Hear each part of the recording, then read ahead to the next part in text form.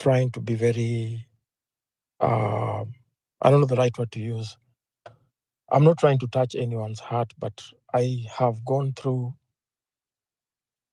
a life whereby I lost someone very close to me, and this thing beats me every other day. Because the one question I ask myself is, where was I when this person needed me? What would I have done? Did he call out to me? Did I hear his voice? And I'm thinking of these brothers of ours who may be calling so hard for us to hear the names. But some of us are either taking advantage of the situation or just don't see the need of joining hands together and saying, we need to actually be together with them. I'm thinking of our members of parliament. You are mothers and fathers. I'm thinking of people I've worked for who are in very good capacities and platforms to influence. What are you doing about? You have children, or you'll soon be parents, or your children will still be parents at one point in life. Choices have consequences. So you can choose to be quiet right now. You cannot run away from reality. There's only one truth. And if I had a prayer, I would just say, I wish I had the keys to the gates for 2025 because I would lock out some people. But the owner is so merciful that he did not dare give anyone the keys because we'd be very vengeful. He wants us to be peacemakers. So, cross over to the new year. As a parent, I've been talking so much about mothers. And I really feel for you because no mom, no dad is meant to bury their kids. No one deserves to lose a child. I've been in countries whereby even people cry for animals when they die, like they really cry. But right now we say Happy New Year. Someone is willing, they could not even get to see 2025 because of the pain. I spoke and said they are coming for you a week ago. And I hear a man saying, even medicine to calm down my high blood pressure cannot work anymore because I'm just tired of this life. So, with the young people, I want to give us a challenge. Those of you who have mothers and fathers, just go tell your mom it's going to be okay and give them a hug as we jump into 2025 and console them. Show them that you may not know what they go through because most of us say, oh, watu wametuzoea. No, we cannot live like this anymore. But some of these parents are post-election violence victims. They survived. And they are seeing what happened to them 17 years old when they were nursing you happening again in their life. Now, to their generation, to their next generation.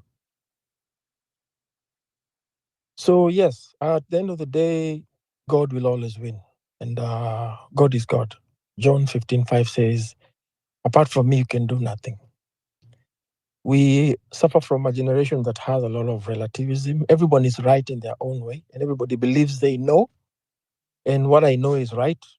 So you don't tell me nothing. But God will always be God. We hold ourselves together. We will get to know the truth. And at the end of the day, there'll be a winner. I don't want to talk about leaders because you don't have any leaders. Moses told Pharaoh 9 times, thus says the Lord, let my people go.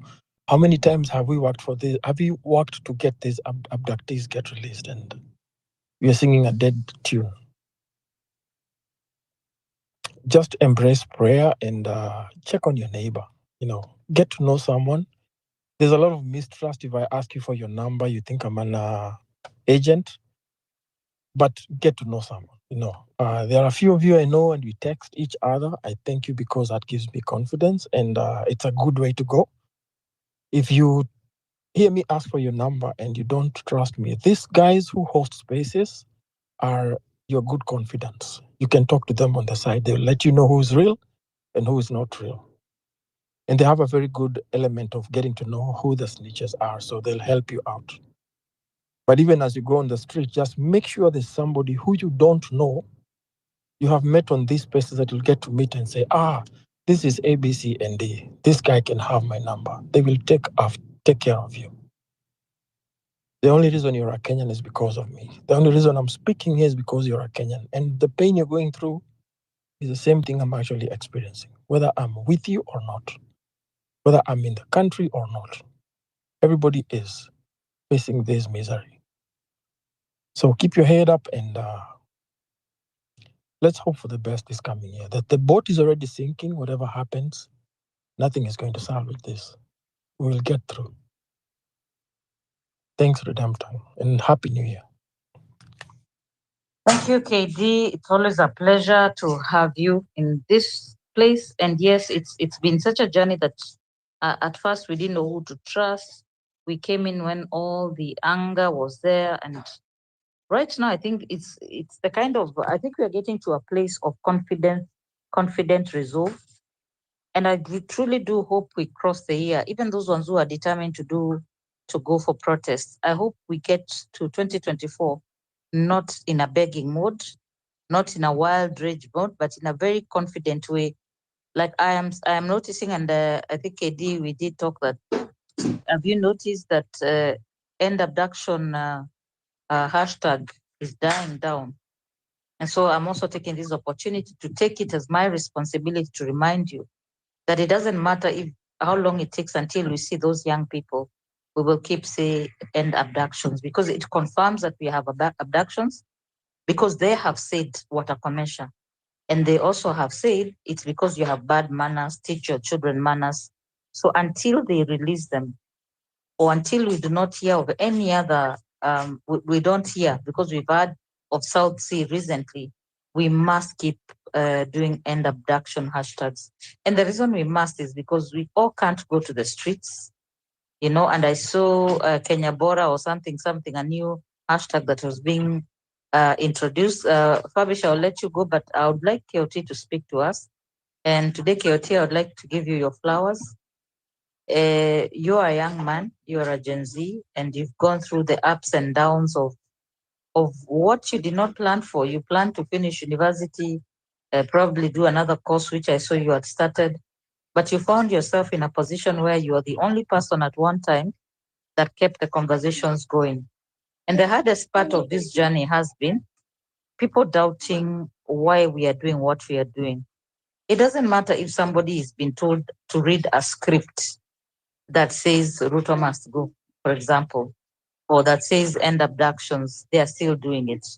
Because the sound of their voice speaking that, and KOT, you are the first person to give me a mic and continue giving me a mic. And sometimes the spaces got very crazy. So after I've hosted now spaces, maybe as you are doing civic education, trying to know who your friends were, and then I picked momentum of hosting spaces, and I know how difficult it is to host spaces. So I appreciate what you've done. And sometimes we are torn. Tulipatia our leaders mashukurani mingi, tukawaita waheshimiwa and see where it got us. But that also doesn't mean we do not appreciate you. A very short story before I introduce KOT, that I've worked with families that lost their loved ones in Shakahola. And sometimes I feel guilty because I stopped checking on them. But I happen to be talking to men who lost their whole families. And anybody who hears that story starts to judge those men. But I can tell you there are some exceptions of that. The men were too good, and maybe that was the problem. But in talking to one of them, he told me, Madam, mimi nimekubali, I was told by others that my family perished. And what shocked him, that he had a good relationship with his wife. And after talking for many days, meeting several occasions, talking on the phone, oh, that reminds me, I should call him tomorrow. He told me a statement, is a Costarian, and he told me a statement that has kept me going. He told me, mwanadamu aliumbwa wa kutiwa moyo. So KOT, I take this opportunity to motivate you. It gets very, very tiresome when you have to prove that you're somewhere. That's why sometimes people have to take pictures, because there were so many people who were pretending they were going where they were not. So people now started to show evidence. So KOT, talk to us and tell us how the year is ending. And I hope you're going for Dunda. Hey, you can't skip the things people of your age do. Just go there and do something, because don't try to be a hero. Like I'm at home, I'm doing this, I can multitask. But if I was your age, I would not want to be home in moments like this. So KOT, of course, we also hizo places za Dunda ndio saa ingine tunaogopa more than anything else. But talk to us KOT, karibu, and thank you for co-hosting. Ukishuka basi nitaelewa. Okay, thank you so much Redemptor. Nitakaa hapa tu, tutakaa na wewe hapa hadi tufike kesho next year. So just want to say good evening guys. I hope you guys are okay. Even as much as hatuko sawa, but I just believe that this evening mko sawa, because it's not that easy to go around the planet revolves around the sun, right? So it's not easy for you to complete that one cycle, because this year tulianza na wasee wengi, but we'll find out that some or most of them are not here with us. It's not that sisi ndio tuko wazuri sana, it's just that kila mtu anakuanga na siku yake. And so hata before niseme anything, I hope the Lord will be celebrating with the guys who left us on the streets kienda kuandamana. And so Redemptor, mimi siwezi enda Dunda kai Dunda. See okay, at my age I should be out there, especially on such a day. But because now you find out that in our country saizi we don't have that enough security for us young people to go out there to celebrate with our friends, to sing the glory songs as we usher in the new year. Because I told you that nowadays some of us even don't go home directly. Like before you reach your home, you have to pass your gate the first time, to do some in the third time before you enter, because now these state agencies, they have now taken us as enemies, and we are not taking any chance for them to get hold of us, some of us. And so you find out that today they are expecting most of us young men to be out there, especially on the streets of Nairobi, to go to crossover parties, and that's where they can even abduct us. And today, while we were in the court, tukijaribu ku ensure that our comrades, akina Comrade Okia and the 22 friends, including Wakayo, whom I work very closely with, we find out that in that courtroom, we were actually having those guys we call abductors, because immediately the court ended. After that session of the court, there were 3 Subarus hapo kwa parking ya Milimani Locals.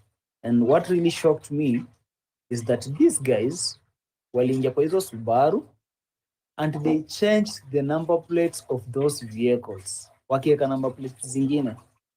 We were there watching, tulikuwa the other side, but tulikuwa tunaona. I hope the voice of Tongaren, my guy, was taking some videos.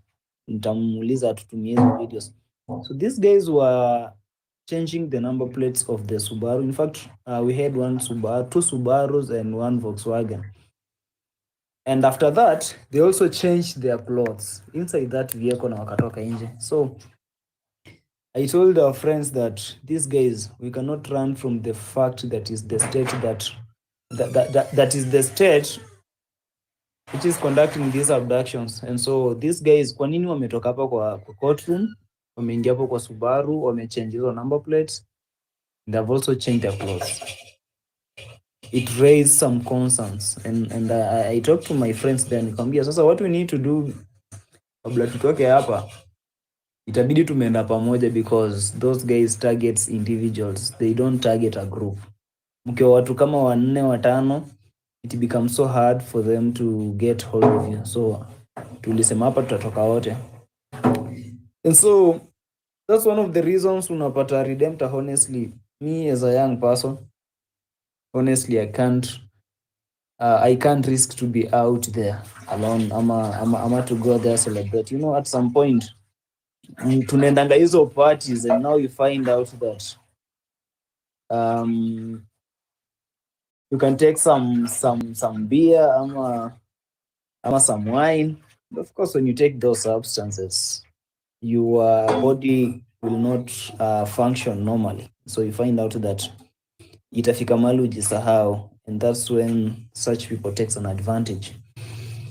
So to make the long story short, you guys have seen what we have been doing on the streets, and still we haven't our justice has not been served full plate, because when we went to the streets yesterday, we were demanding for the release of our comrades.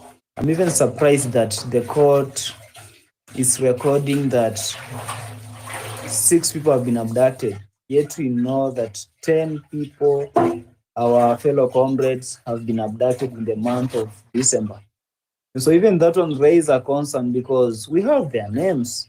Why is it that the court only wants the state to produce 6 young men who have been abducted, yet we have 10 good names?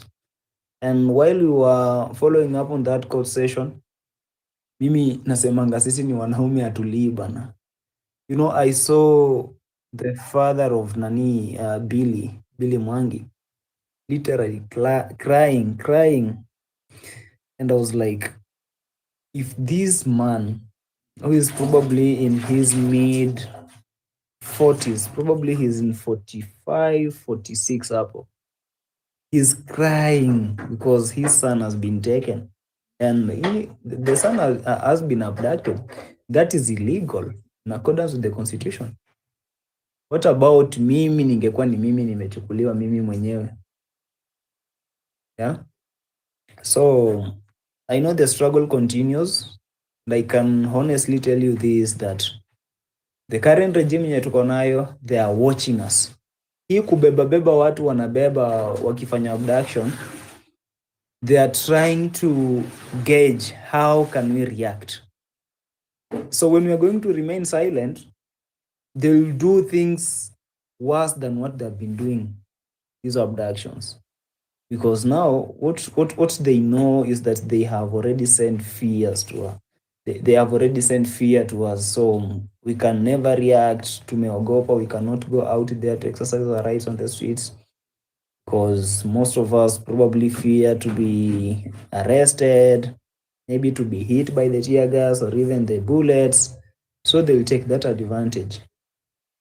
And if the state takes that advantage and succeeds, then we are going to live in a dictatorial regime. Na mimi siwezi taka hivyo, because now those people will be doing what they want to do best. They can even dictate ni saa ngapi unafaa ukue kwako, ni saa ngapi unafaa utoke kwako, like, you know. So what I want to urge the young comrades who are here, as we cross over to 2025, let us remain focused.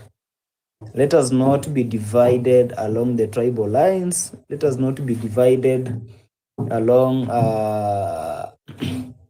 along our age differences, vitu kama hizo. What we need to do is let us unite as the young people, and also invite the elder people. Akina Redemptor, I can see they are here. Akina hata professor, I can see is here. Let us invite them so that they can always give us direction, tuulize tufanye aje, because at some point when you sit around these great men and women and ladies, you become more wise. So, we need to take that mantle of liberating our country. So crossing to 2025, in fact, we should be more concerned about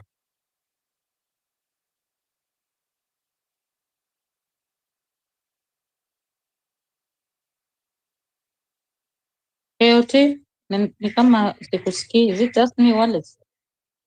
Naoniski? Tumekupoteza Ulikuwa kidogo, unapotea endelea. kidogo. Tulikuwa tumepoteza kidogo. I can hear him now. Oh, okay. Sawa. So guys, the struggle continues. And mimi mahali niko, let me just wish you a happy 2025.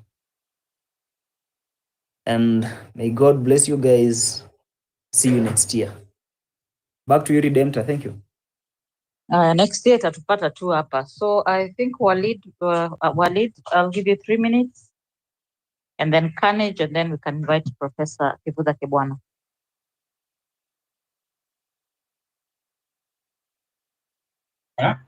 Good evening, guys. I'm requesting if I can proceed later on because I'm a bit engaged and I've not finalized whatever I'm doing. Kindly. Okay, all right. Carnage. Thank you. I want to say I'm very impressed by the young, brave generation that we have. The young generation has refused mediocrity as a way of, as a way to define our ways of life as Kenyans. We have normalized corruption. We are standing against all that. And that is a win. People might feel discouraged, but I want to encourage you, all of you, that there is no one else that is going to fight for our country. Not the AU, not the EU and the European unions. Those cannot be any more a standard of morality. We do not depend on them to agree with what we say. They have their own business. They are a sovereign state.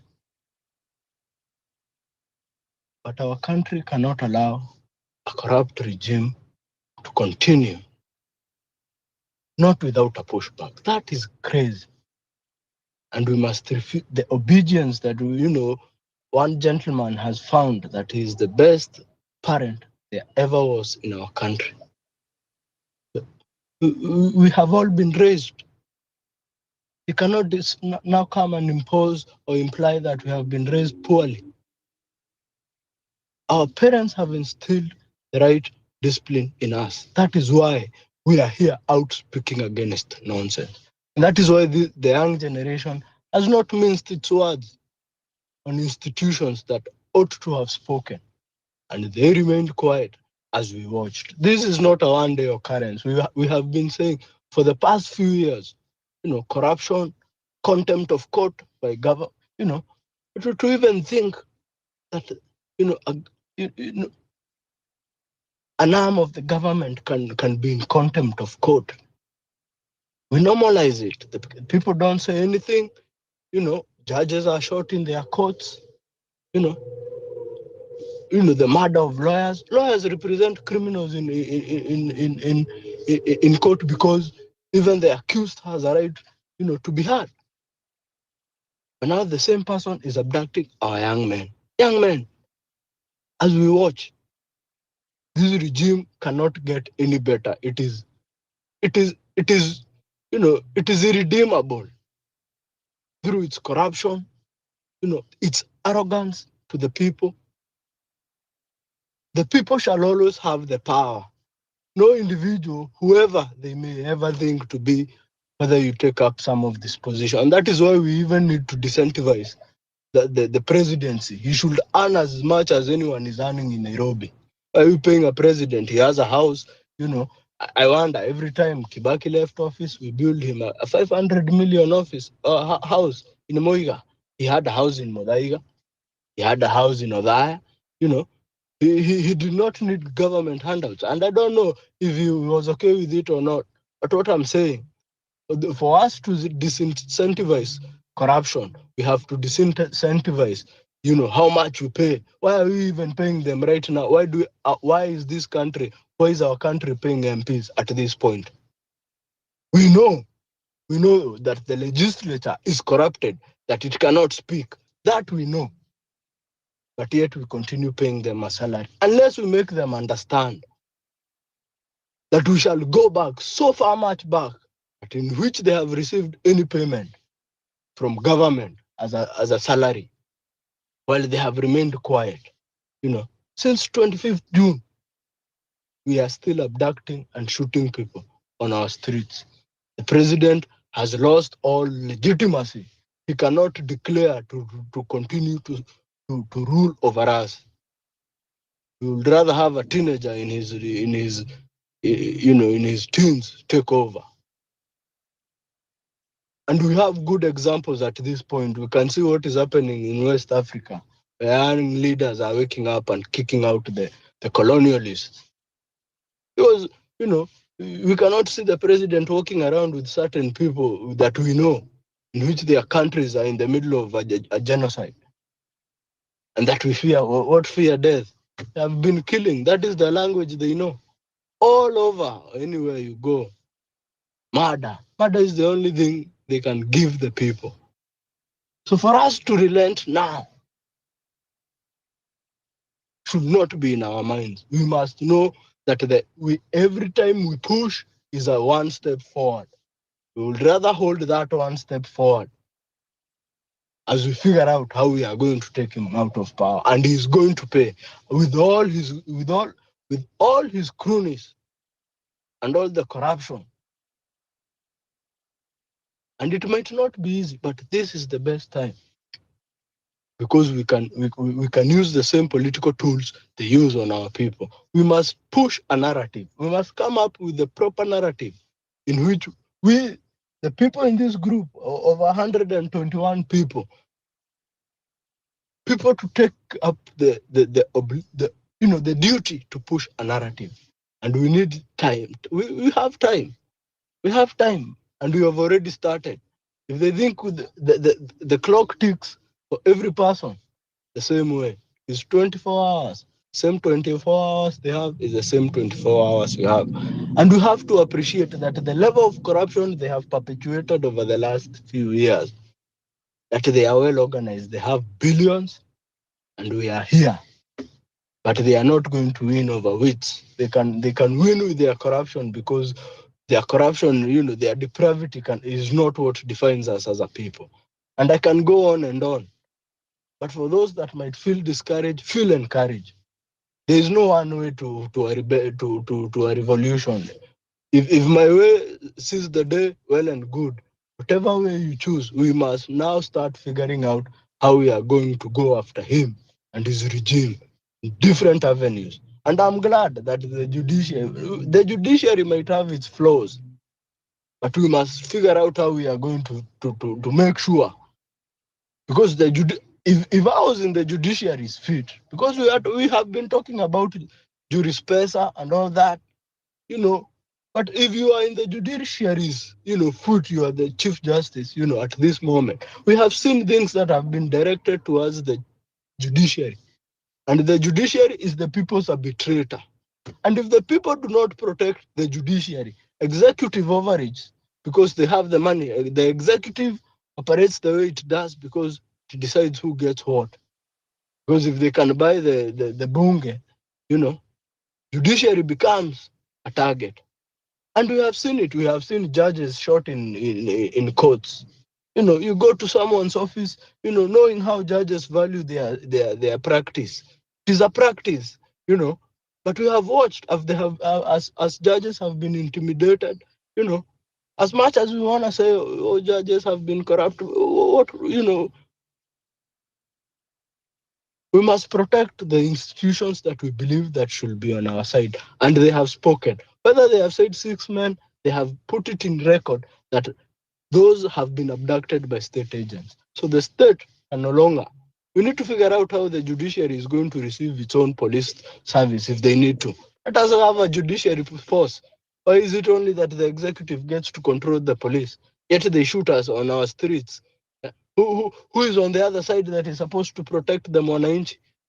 We might also join that judiciary force ourselves and protect ourselves just as they do. But if the judiciary still depends on the executive for security, there is always going to be intimidation in that sector. And that is my opinion. And that is not the only opinion anyone might have. But as long as we continue doing things the same, there will be no change. Change will only come when we demand what we want, and we create the institutions that we want to protect us. Otherwise, we do not have the intelligence services that they have. They are using those intelligence services and the technology, which is bought by taxpayer money, to go after civilians because someone said something. We cannot even. Anyway, the other speakers. Thank you very much for the opportunity, and let us have a great year coming. Thank you. Thank you, Kanich. Before I invite Professor, just to acknowledge that the reason I called my show Smart Enough, it's Kenyans are not easy to fool. And people around the world will be wondering what it is that is different about us. And the very thing some of these leaders are making fun of, telling us to talk to our children. We cannot unteach our children what we taught them. They cannot unlearn good things, because we saw that recently the Emeritus Chief Justice Mutunga saying there's no law that says respect president, because what now they're fighting for is respect. And as we talk to young people, and before I bring Professor, kuna msanii aliimba wimbo, I don't know who it is. I need to invite Ononini, although ni wakati wa familia. That song is sung by young people, and they say something that is very profound. They say sikuchukii na kudharau. And so when you demand for respect with someone who already has contempt for you, you cannot even, you're working from a place of negative. So respect is earned. And I think as I introduce Kibuda Kibwana, Professor, I just want to acknowledge that he has earned the respect of many people. And for him to be on these spaces when politicians cannot even handle the heat, or do not have the humility to, even we have many retired governors and politicians. So he's been on spaces. And I remember one space I entered, which I never went again, and he was being fired like he was a 5-year-old. And I was like, how is he withstanding this kind of upuzi? What an upuzi. So respect is earned for people to be, and not the kind of respect to nakuinamia because umefika, just to be able to hold conversation because we trust that you will listen to us. And so, Professor, I want to appreciate you for all the months that you put in. I saw you do an interview with Spice FM, and they asked you, where have you been? And you actually did acknowledge you spend a lot of time on space. So, karibu, Professor. Thank you very much, Redemptor, and Court and Wallace and all these great people congregating here. And this is just about to get into next year, 2025.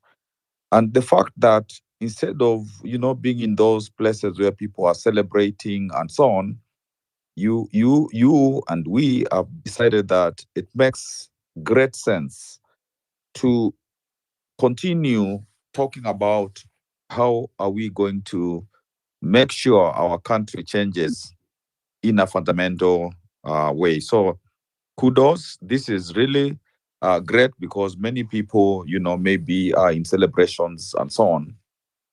But your celebrations are about how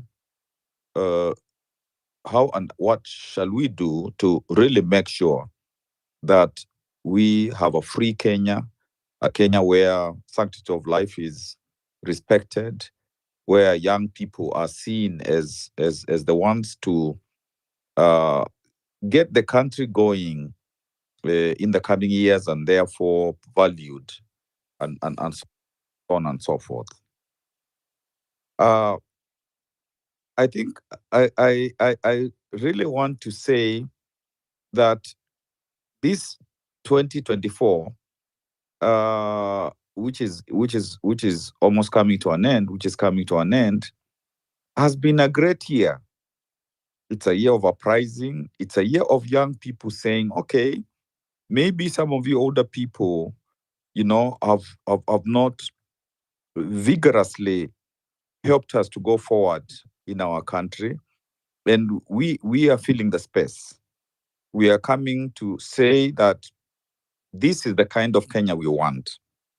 And I think for me, that's a major thing, particularly when the cohort, the Gen Z cohort, supported by the Y cohort, sometimes we even see some alphas also saying things are not right. It's a big thing, and it's a fantastic thing. It's a beautiful thing. And we really need to appreciate that and to say our country uh, is doing well because of this awakening. And that's why I would not like lament, too much, and to say, even when the powers that be want to take us into the dark ages, but I can see this new awakening, this new youth, this new energy, this new vitality, and it warms my heart. When the leadership says, leadership quote quote, when it says that parents should teach young people, respect, blah blah blah blah blah. I think what actually the President Ruto is saying is we have not taught our young people to be subdued, to accept, to be subservient, to accept that when the political class lords it over them, like happened during the Kanu days of the 70s, the 80s, the 90s, and so on. Many people just said, okay, this is the government, let the government do what the government wants to do. But Ruto thought that that script could work in the 2020s, and it is not working. And then he's therefore asking the parents, why haven't you taught your kids to be subservient to authority? So whether he knows it or not, that is the narrative, that is the script, that is what he's trying to say. Because if these kids are saying that we want things to work, we want what is right, we don't want corruption, we want the law to be followed, that's the correct thing. And so if he says that the young people are not respecting authority, blah blah blah blah, it simply means that these young people are refusing for Kenya to completely become a banana republic. And so, I think that needs to be exposed, and we shouldn't, be worried. The young people are doing great. And what has again warmed my heart over the last year is one can see a new crop of leaders emerging. And this is a crop of leaders. When you listen to these spaces, when you listen to meetings and so on and so forth, these are people who, are getting committed to having a different kind of Kenya. And one of the greatest things that the president has done, and we should laud it over him. I mean, we should actually appreciate him and clap for him and do stuff like that. He's making it possible for a new generation of leaders to emerge because of what he's doing, thinking that he's subduing people. Again, something that he has done, which is very, very, very, very, very nice for the change that we anticipate, is he has brought the dynasties together. He himself used to say there were dynasties, and there were simple folk, and he was part of the simple folk. But now he has brought the dynasties together. So again, he has actually helped the young people to see who are the people who hold Kenya backwards. And it is my expectation, it is my wish that as we get into 2025, it will be clearer that even some of the people now who are trying to appear as if they are supporting the young people, they will also be exposed to still belong to that group of the dynasties, so that that kind of remnant of the dynasties, which is not presenting as itself as part of those, do not come into positions where again there will be a repetition of what the current government is doing. That's my prayer. That's my prayer again. And I think the president also has demonstrated that these dynasty people, even when they come from different ethnic groups, they are one ethnic group of the dynasties, of the oppressors, of the people who have consistently been hemorrhaging Kenya. So there is no tribalism there. And then there's no tribalism among the tribeless people, the young people who are tribeless. That doesn't exist.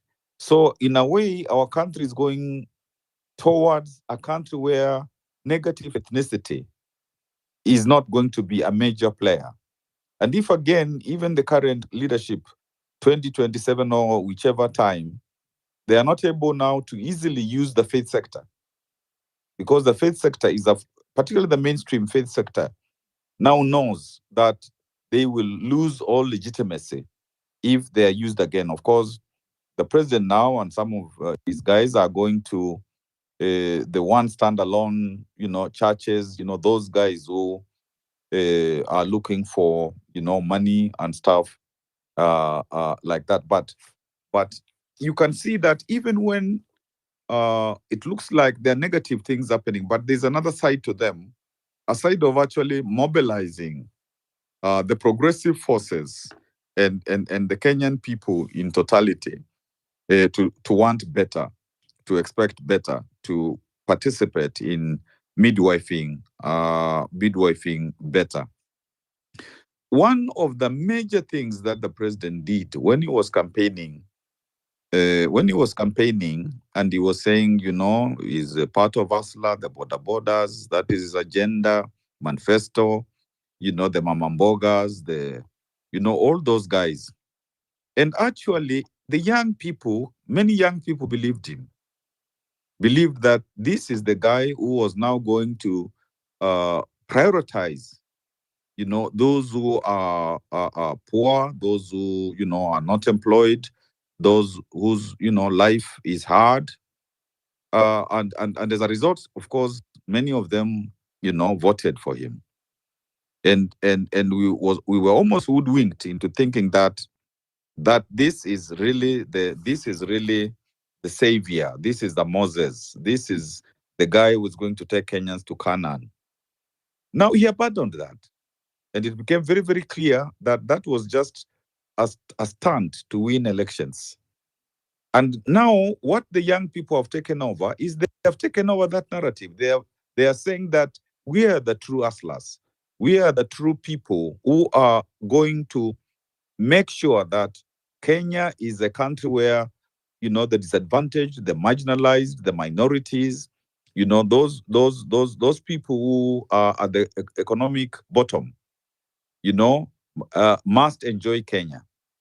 So actually, when the young people do what they're doing, they're just realizing the narrative, the manifesto, the agenda that the president had established. And of course, these young people thought that he was genuine.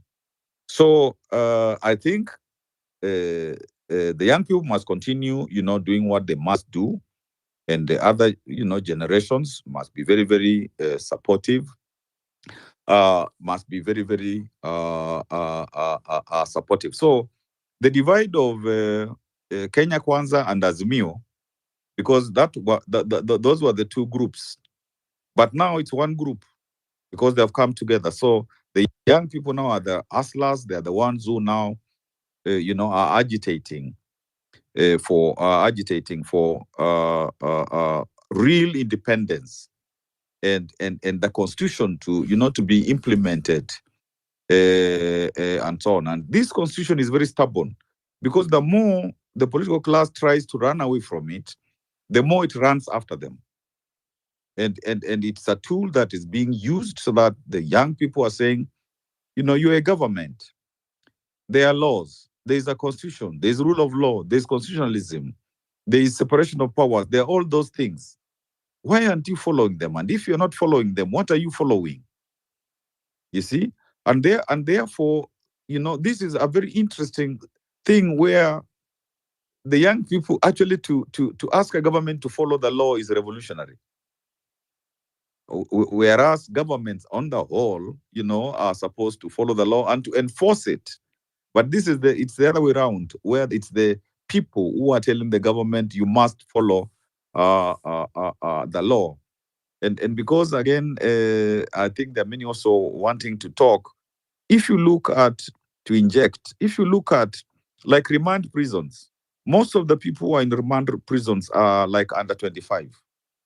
They are young people, and these are people who are not, employed, and sometimes they are just arrested. So that one category we are not focusing on is not just the people who are being abducted, but there are people who are arrested on flimsy grounds just to, like in the informal settlements or people settlements.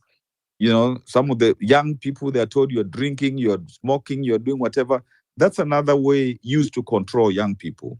So that's another category that, apart from the role of departed heroes, the role of honor for those who are being abducted and arrested, there are those who are arrested every day, so that the young people are kept in check, and that is something that requires to be looked at. And so I think we must refuse. We must refuse the 1990s. The things that used to happen. During Moi, we can't have them in 2020s. It must be very clear, and the system must be told that that is not going to happen. And you're going to rule in a democratic way. You're going to, and if we realize, and we are realizing, that you are not capable of it, then you have no business being governing us. And as I conclude, 2 points. One point, of course, to really thank, the ex-space leaders, because they have introduced a conversation in a space where it wasn't before.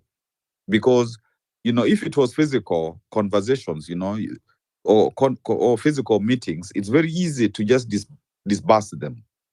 But now this is another way.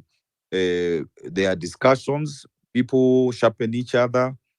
People encourage each other. People, and you get people who are arrested. They go back again, and kudos for yesterday's mandamanos, because the system had thought that now they had subdued people and they could not come out.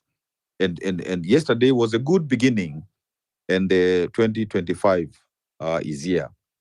And kudos to Omtata and Naukayo and all those colleagues, those gallant sons and daughters, and those in Mombasa, Hussein, and all the people, the Ruben in Eldoret, and all over our country. And this is just a message that those who are governing had better realize that they should sit down, and you can't just subdue Kenya. And particularly now, when also there is focus on the rural Gen Zs, so that they can get the parents there, who are sometimes cheated through tribalism and handouts, for that to end through good political education. I think the rural areas, it's important to really do a lot of work there. And I like when young people, go injecting and so on. And 2025 must be a year where, proper political education strategies are devised, and we continue with that. The two last points that I wanted to make were in the 1990s, the political class, the political opposition, betrayed the progressive forces, and they went into the IPPG and, came together with KANU, and they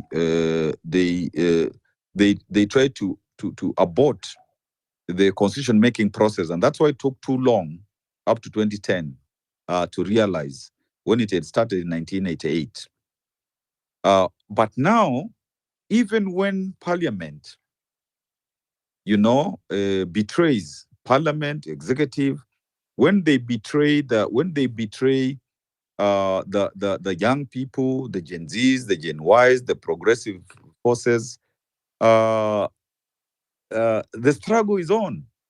So that's a major difference from the 90s, when actually the 1997 NCA, NCC kind of fizzled after that betrayal by the political opposition. But you can see now, even when Parliament, and I hope that most of these parliamentarians, this Parliament, I don't know whether it's the 13th one or whatever number, we are going to get less people coming back, or if possible, most of the people should not be elected by our country, men and women. But that's a big lesson, that this struggle is defying sabotage by the political class. And finally, I think the question of the progressive forces, these change makers, these people who want a different Kenya, the beginning of next year, which is tomorrow, by like the first 4 months or first quarter even, it is important to have a convening of these progressive forces, so that a picture can emerge to Kenya that actually all is not lost. There are people who are capable of mobilizing Kenyans for a better Kenya. And I think that's very critical, because that will even unleash more energy from Kenya to achieve a better country. But Redemptor, Court, Wallace, and all those great people who really kind of invented this space, because I don't think these spaces, they don't happen in many African countries. It is really ingenuity, it is really innovation, and kudos. And I still will say, I wish all of us a prosperous year, because I believe it is going to be prosperous. I'd shared that, and I even think it's Facebook. I lost my sister, this morning, but I still said to myself, I'll come to this space and just say one thing, even as I mourn, as my family mourns, as our family mourns, and I yield. Pole sana, heartfelt condolences, and I also say it's very hard to lose someone at the very end of the year, because every time people are celebrating, they have plans for fast, and nobody plans that somebody in their family will not cross the year. I say that because I lost my father on the 31st, and 31st is usually a very confusing day for me, because I celebrate, but I also honor his memory. So may her soul rest in peace. And thank you so much for joining us. And sometimes it's like, when we are going through something like grief, it's better to just continue to be functional. So thank you for honoring us with your presence during this trying time. Before we continue, we are here also to speak to the authorities, because they listen to us. And so I'd like to put in context the whole conversation about parents and respect. I want to hammer this. And there are people who have made it their life mission to play clips of the people now in government insulting the president. Young people model behavior. If they admire you because you're a sonko, you dress very well, you show us when you're in helicopters, They're not just aspiring to be like you, they also want to speak like you. So one of the things I would want to tell the president and all the CSAs who are saying, don't do what we say, don't do what we do what we say. That you've really been a bad example of how to talk to one another. Just look at the clips of just as recent as last year when Kaluma is saying the president's heads need to be checked. The other one I need to remind everyone is it trended and people made fun of Mambo ni Matatu. And out of Mambo Matatu, one of them, apart from jail and being leaving the country, was going to heaven. And nobody in this world has been given the power to decide who goes to heaven. Not even the young people who are drawing him in a coffin. They have no power. They've just expressed this very thing you told them that you would do to them, that you wished on them. So I thought I should pass that so that when you are in your church groups and people are asking, but hao watoto walipita mipaka. Hii mipaka ilipitwa na wanasiasa. They wanaitana majina mbaya mbaya sana. If you look at what Moses Kuria used to tell Raila, if you look at even Junet, how they used to talk to one another, really, they modeled this behavior. So whoever is keeping our young people, torturing them, asking them, how dare you do this? I hope you go back and play those clips where Joho is insulting the president, now president, then deputy president. These things are on record. And you forget we are living in a generation where people keep receipts. It's not like a newspaper where you have to show an article. You hear the voice, you see them, you see their facial expression, you see how animated they are. So you have taught our young people while we are busy at home saying respect everyone, do not talk to someone like that. You, mainstream media, legacy media, every news, you have to subject our young people because parents watch news. You have to subject our young people to overhear, even if they're just crisscrossing the sitting room wherever the TV is. They see what we are watching at 9 p.m. and it is somebody saying, "Hawa majamaa, tumechoka na hawa wajinga, hawa matapeli." That is what you've been telling our young people. So you've done so much harm in terms of respect, in terms of the unity. The fabric that should unify us is how we talk to one another with decorum. So hii ni mbegu mulipanda na mnavuna. And secondly, if you really don't know how the young people operate, don't talk to us. They are not in our houses anymore. We do not have control over their phones. Talk to them. But whatever you do, we can tell you from experience, you have to talk to them with respect because that's not our generation. That's their generation. And so I hope I will live to see someone taking these people to court and actually, I don't know, Professor, kama hii ni kesi inaweza pelekwa kotini, but to actually show evidence, even if it's a mock court. Professor Kibwana, if I had resources, they would actually set up a whole courtroom and would let you be the judge, sit there and listen to the arguments from my generation saying, but we never did this, we never did this. And then the young people countering us and showing us example after example of how we talked to one another. And this is not just on the podiums. It is also sometimes some of these people in leadership are very bad husbands and fathers, and they get away with it. And so maybe this is the first time someone has stood up to them and told them no. Some of these people have never been told no in their lives. Now they're being told no, you have overstepped your boundaries, you have threatened us. And rather than someone mocking you and drawing an artificial intelligence generated image, we actually saw physically people die. So I always have to bring that because brutalized care is my area of specialization, and we have brutalized our young people, even emotionally, just by the rhetoric that has been in circulation for the last 10 years. Asante sana. I hope I can remember who was here first, but for the sake of balance, I have someone who has a poor Renish. I hope you're a lady. And then I know Patrick was here after that. And Walid, when you're ready to speak, just raise your hand. So Renish.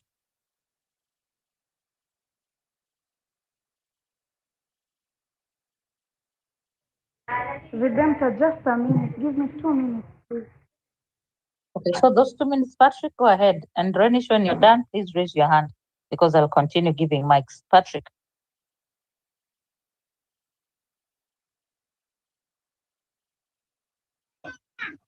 Yeah, okay. Thank you, Mikali and Bambonga, for giving this chance. I hope you are getting me. Loud and clear. Okay, thank you. So I wish to highlight some few things, like what the Ruto is doing. It's called testing the water. What he is doing, this is all about abduction, what messing up is called testing water. He's after to introduce something maybe worse. Especially I suspect 2024-2025 financial bill, it will be worse. So he's just after to control us. Akitushinda kwa hii, ataweka financial bill mbaya venye anataka, atakuwa anafanya kila kitu venye anataka.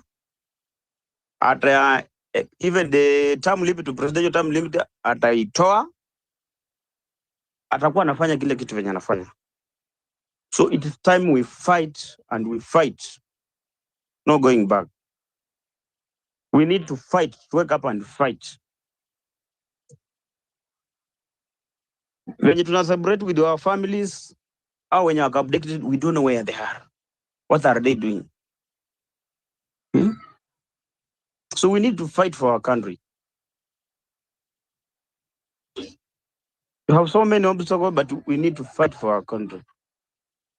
You tukirudi nyuma ni hivyo, we shall lose the country. To Professor Kibwana, I remember you are the council. Wale watu walikuja na hii UDA. I don't know if you sometimes try to advise the Ruto. Although najua challenge nasikia yeye ndiye anaitanga advice, anaambia kuja ni advice. But how far have you gone trying to advise him?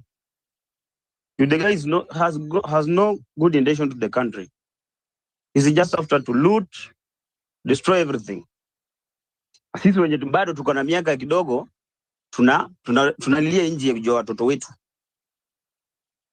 Nchi itafika mahali haiwezi kujitetea. If you see people like Uganda standing defending Kenya, then we are getting somewhere now worst position. So we need to protect our country.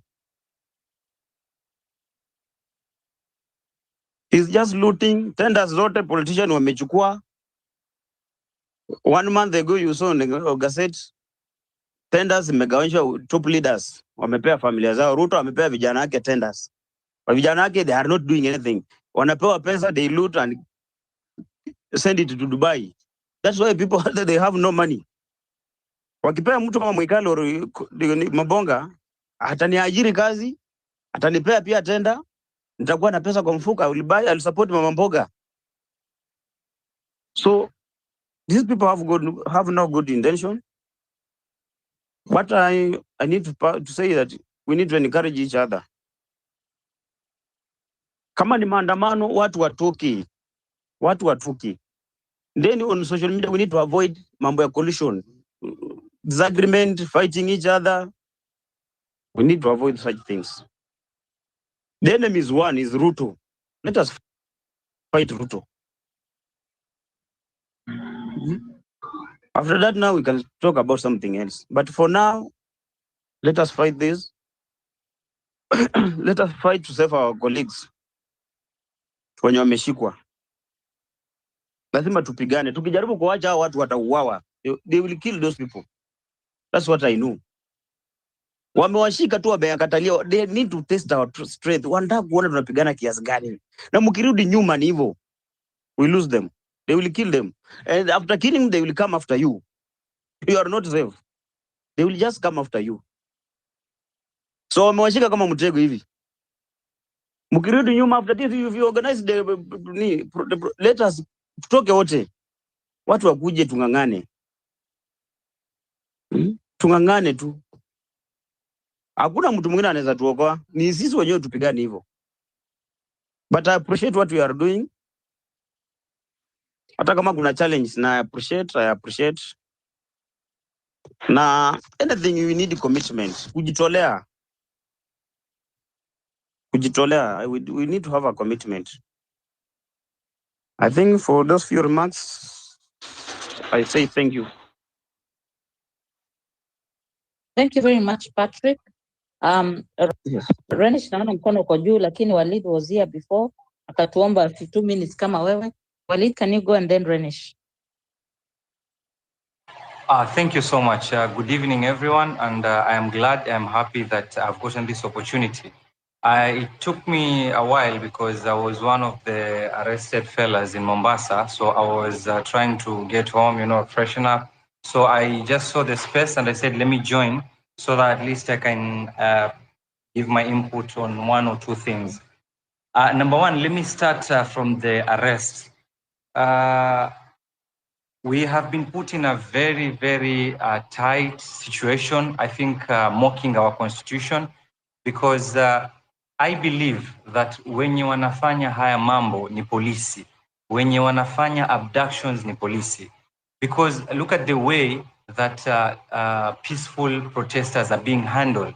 Munakuja, munashikwa, you are not told sababu gani munashikwa, you are there with professionals, you are there with leaders, you are being bundled into cars, munafika kwa station, you are still not told the reasons kwa nini mumeshikwa, they take your fingerprints, munawekwa huko ndani, you are not told the reasons why, you are not given access to your, advocates. In fact, we even had a very bad encounter with the OCS Central Police Station, Mombasa, because he tried to push Senior Counsel Yusuf Abubakar. And we were like, boss, I think you are going overboard. I think you are trying to create something that you really don't want to be in the middle of that.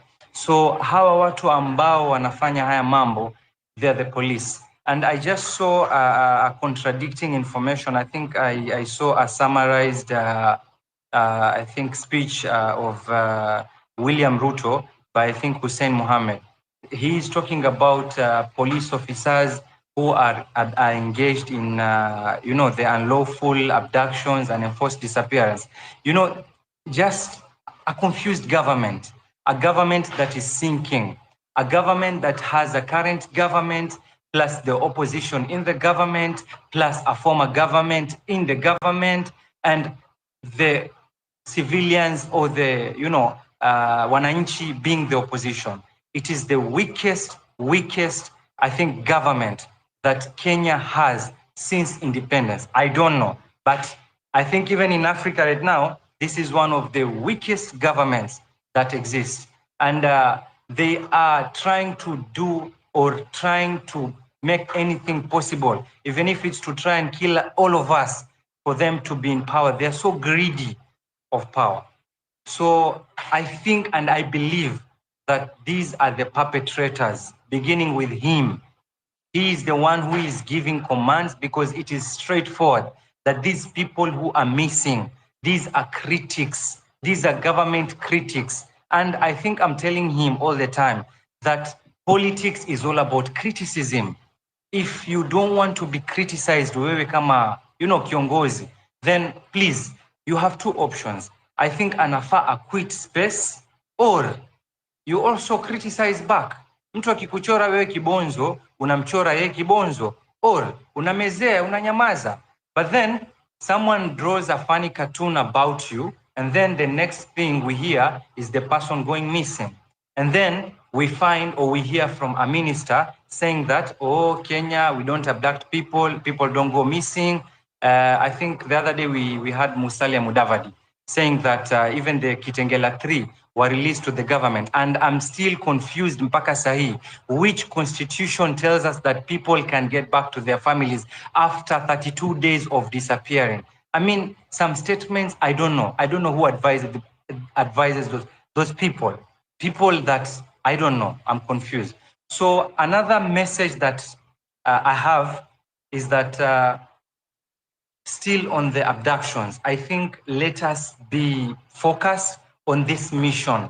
Today, I was seated with Director Hussein, and I was like, Hussein Khalid, we are here since morning, and you've been complaining that, you're feeling stinking, you've not brushed, you've not eaten well. What about these, people who have been abducted, our comrades, our fellows, our brothers, our, what are they going through? You know how many days it's been? You've been here for just 18 hours. Imagine what you're feeling, the state that you're in. Can you imagine what they're going through where they are? And I was like, Hussein, I don't think I am going to celebrate New Year. For me, it is not a new year. For me, it is a continuation for the struggle until these people are released. So I think as we go to 2025, we've just gone to another year, another day that we keep pushing for these people to be released. And it's all about our pressure. If we push and push and push, eventually hawa watu watakuwa released. Another thing, probably could be the last thing that as my input, these spaces are good platforms. I think one of the best platforms, as Professor has said, brilliant ideas. And if, the hosts, the popular hosts that you organize and, form these spaces can have at least a day in 1 week whereby all of you have like a joinder. Unakuwa na one space that you unite everyone. You get the number so that if we are talking about, let's say, appointing IBC, we know that every Wednesday we are going to have this space and we are going to get directions on what we are going to do next week.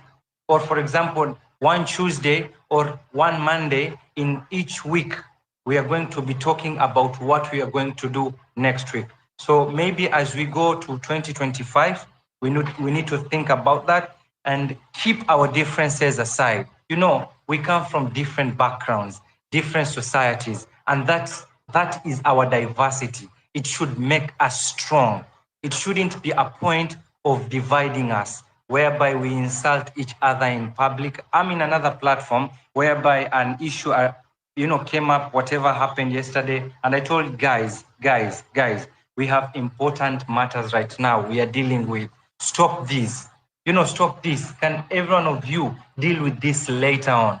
And, sometimes some people listen, and we had a smooth day whereby we discussed important issues, and, one of them is about how we are going to get released, how we are going to get our bails and all that. So guys, I appreciate this. I don't know, I'm an analog Gen Z, but I try to keep up with Twitter because it's good. So let me just land there and thank you so much.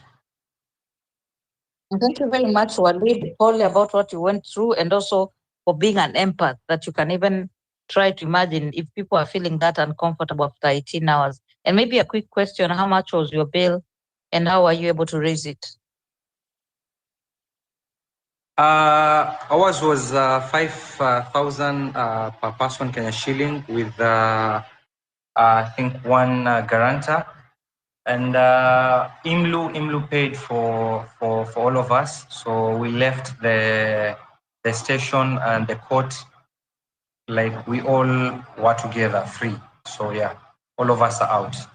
What were you charged with and how many were you? We were 13 of us, outnumbered by the ladies, 7 ladies and 6 gentlemen. The charges were unlawful assembly. Kudos for the ladies. We know that the feminine energy is what is going to overcome. I just a light one. Nimeambiwa na mtu hapa naongea sana na ombi mic. Yeye ndiye ako na maoni mbadala. Anyway, the side effect of total strangers coming to this space, but you always get that pleasant surprise of someone you do not expect, like Walid. So Walid, thank you for agreeing that today you're coming here to just be with us, and we are sending you energy for your sacrifices, and keep going. There's something that has been put inside you, and that's why you're able to empathize with someone who is in a harder position. And so the hashtag is one way to go, and then for those who have the energy and to run, please keep just pushing for them to be released. These are our young people. So even as we are here, I will not say retreat the space, but I'll say please push the hashtag end abductions KE. Let's keep that hashtag at the top of all things trending until those young people are released. Thank you very much for your service, and we hope you get some rest. Now, who was next? The lady, Renish. Renish, talk to us. Thank you so much, Redemptor, QT, Wallace, everybody on the space. Thank you so much. It's a Happy New Year, but it's not Happy New Year to me. Simply because it's very sad that this particular time people are expected to be with their families, celebrating, thanking God for how far they've gone, the 365 days of the year, crossing over to the new year. But today, when I saw Mwangi's dad crying at the like in court because he wanted his son, it was very heartbreaking. Like I just felt like that boy is maybe my brother. I don't know him. Like we just met here on X, and like it's just very sad how young people are being manhandled.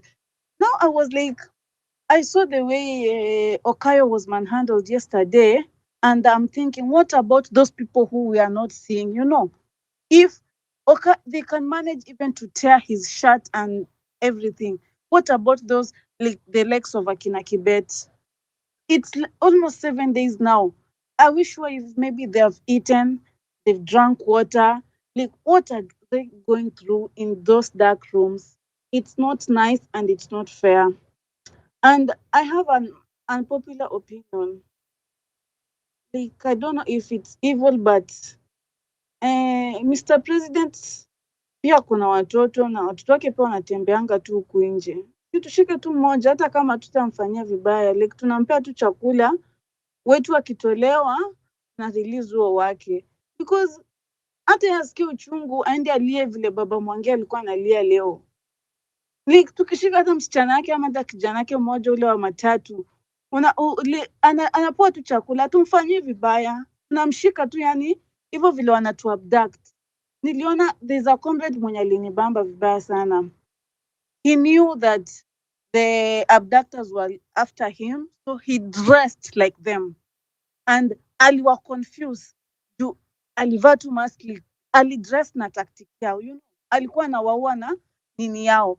So if tunaweza manage like hii 2025 tutafute tu strategy mpya, because Ruto is being brutal and lethal with us. So the same way hatuwezi kudanganya tunakuwa peaceful saini more than 7 days, more than a week, watujui mali our brothers wako, maybe kama kitu ishawafanyikia, we don't know, like nothing, their families are really stressed, like not nice. So kama kuna tu strategy inaweza fanyika, hata au someone like Ichung'wa anza tuambia that people wako kwa Airbnb atu wamejifungia huko na madem zao, like anaongelesha nani hivyo? Nilisikia vibaya sana that thing, ilinisinya ati you know, au majenzi wanaweza kuwa tu wamejifungia huko kwa Airbnb na madem zao, alafu wanajifanya wamepotea, wamekuwa abducted. Like nani anaweza taka kuka parent yake kwa situation kama hiyo, ati familia wanakutafuta, baba yako amepandwa na pressure, mama yako amepandwa na pressure, mzazi analia huku kama mzazi wa Kibet, ni single parent, amekatika hadi mikono akitafutia mtoto riziki, alafu uko hapo una abduct mtoto wa mtu, una abduct mpaka brother yake, hata akwa vocal kwa social media. You know, why punish that single parent? You know, it's not right. So the same pain venye mtu anatutreat, kama kuna tu strategy inaweza fanyika, hata ukina Shalin, sijui kina George, sijui kina whatever na kadhalika, wao watashikwe tu, weke tu mahali kwa kabed sita mahali, hata kama ni kwa hiyo BNB, basi tunanapea tu chakula, ni simu ndo tunawanyang'anya mpaka siku Ruto ata release ndo mandugu zetu ndao pia tunawa release na waende, tunachukua tunawatupa huko kwa barabara usiku venye hata si tulitupwa. You know, it's not right.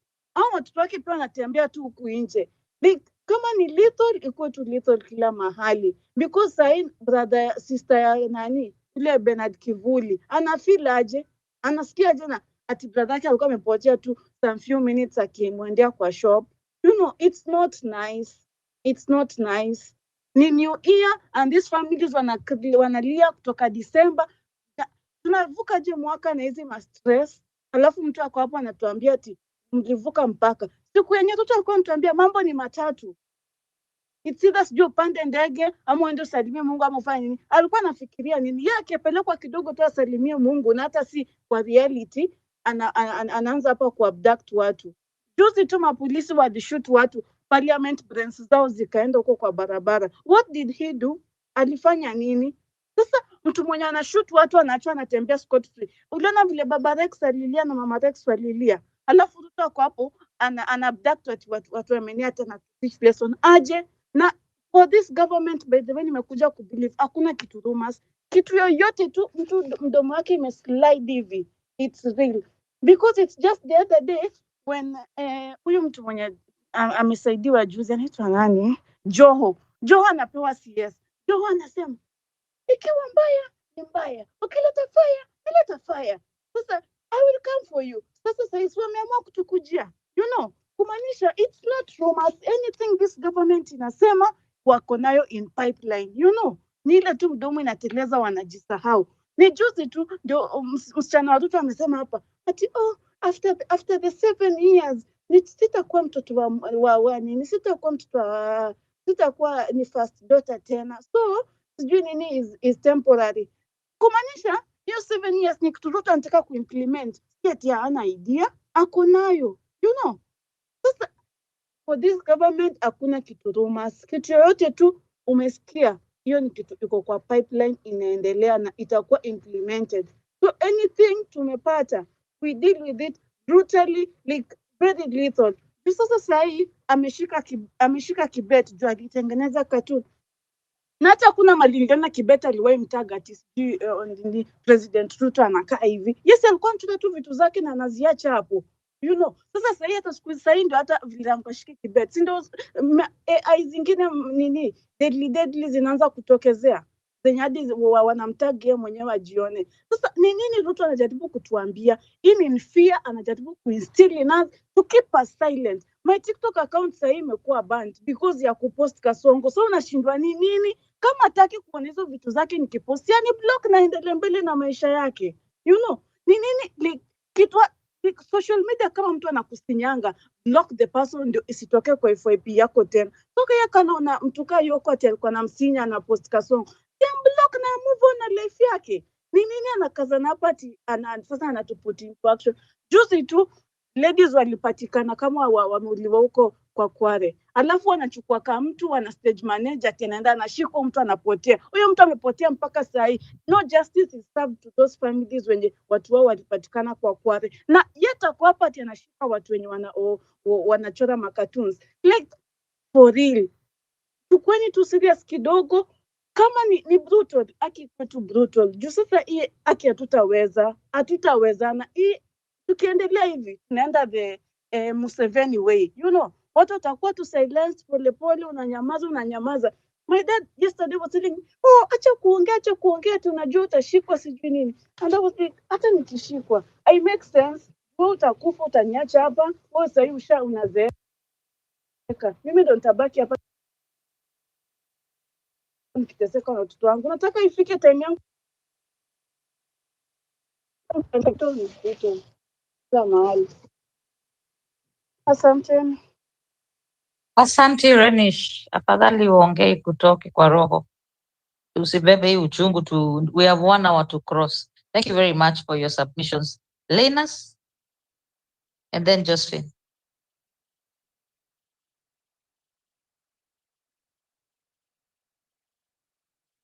Lenas, unmute. Na pole nimekupatia mic, sijui kama Lenas zungumza. Good evening Kenyans. Kindly nipatie dakika kama 2 nijipange. I was doing something. Kindly. Sawa, endelea kupika stima. Asante. Josephine. Thank you very much. Thank you, Redemptor Wallace. I want also to appreciate my former governor, Kibuda Kibwana. Wherever I see you, I really just feel upheld. And I really appreciate you for accepting to actually join fellow Kenyans Every moment we are in the spaces, you are together with us to guide us and to direct us. And that's one thing I really appreciate. We learn a lot from you. Fellow Kenyans, I want to say good evening, good afternoon, good morning, depending on your timelines. It's another time whereby we are here, very sad and also stressed as a nation, having within less than 14 days, having about 14 people abducted and they are nowhere to be found. I don't know. I have mixed feelings about crossing up over the year. 2024, I learned a lot, both spiritual, psychological, and emotional. And I've also learned things that I've never seen before, and things that I didn't know. Despite the year having so many hiccups for our nation, I think I have also discovered that we have a unity of purpose as a nation. Nobody knew that we shall ever have families which we cherish so much, especially in the space. When you don't appear, they say hello to your colleagues, countrywide people you've never seen, you've never met, you just feel you have missed something. And that's all has come because God wants us also to know how mightier He is and how He can make stones even speak on behalf of Him. And I can say right now what's happening in our country, it's a little bit scaring. I think Mr. Governor Kibwana, you'll also tell us, you'll mention something to do that, because I'm seeing a situation whereby the probability of making the country ungovernable, because people would get radical, and once people get radical, then it's very hard to govern me, because I know, why would you want to govern me, to oppress me again, and I am not ready. And I have a strong feeling that whatever President Ruto and his administrative government has been doing is actually pushing us to get radical. And once we are radicalized, then what happens to the nation? Because even any other person will not be able to lead this country, and the country will be ungovernable. And this will be someone's doing, according to me. Because the people around the president, these are some things they would have seen from a far end. And they see, with the time, there's a lot of resistance, and the generation that you are fighting against, they are majority. And you cannot wage war with the young people, because the young people are the nation. And any nation depends on the younger people to go to war, to do everything. And these are some of the things I'm asking myself. Who are the people who are standing around the president who cannot tell him, you are going to make this country ungovernable? And it's not only for you, but for any other leader who comes. So you can retrieve and think again, and call the nation together and speak to people and hear what they want, how they want to be led. I think it has come to the time of Jeroboam and Rehoboam. What happens for the division of kingdom? And these are things which I wouldn't want them to happen in our country. But President Ruto is really pushing us to that direction, and it feels bad. The other thing I would call upon all of us as Kenyans, I believe very many nations are coming. I believe our country is a good nation and a place where they would want to come. However, right now, we've not had any nation speak about the abductions, apart from America. I think America have just seen they've just spoken about it today, the American embassy in Kenya. But for how long are we going to live in relationship, believing we are in democracy, and when these bad things are happening, even the ambassadors who are supposed to be standing with us, they are still quiet? Can we push all the ambassadors in this country to stand with us and say abductions should come to an end in this nation? Because if they believe in democracy, they should be they are here and they see what's happening to our nation and they understand. Why would they continue keeping quiet while we are shouting, while we are crying?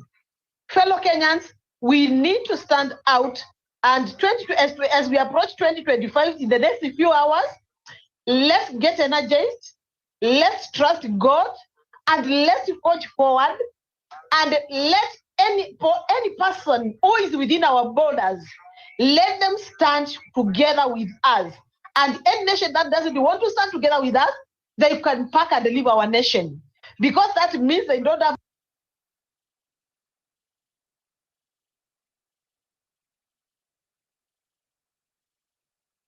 Someone here, Josephine.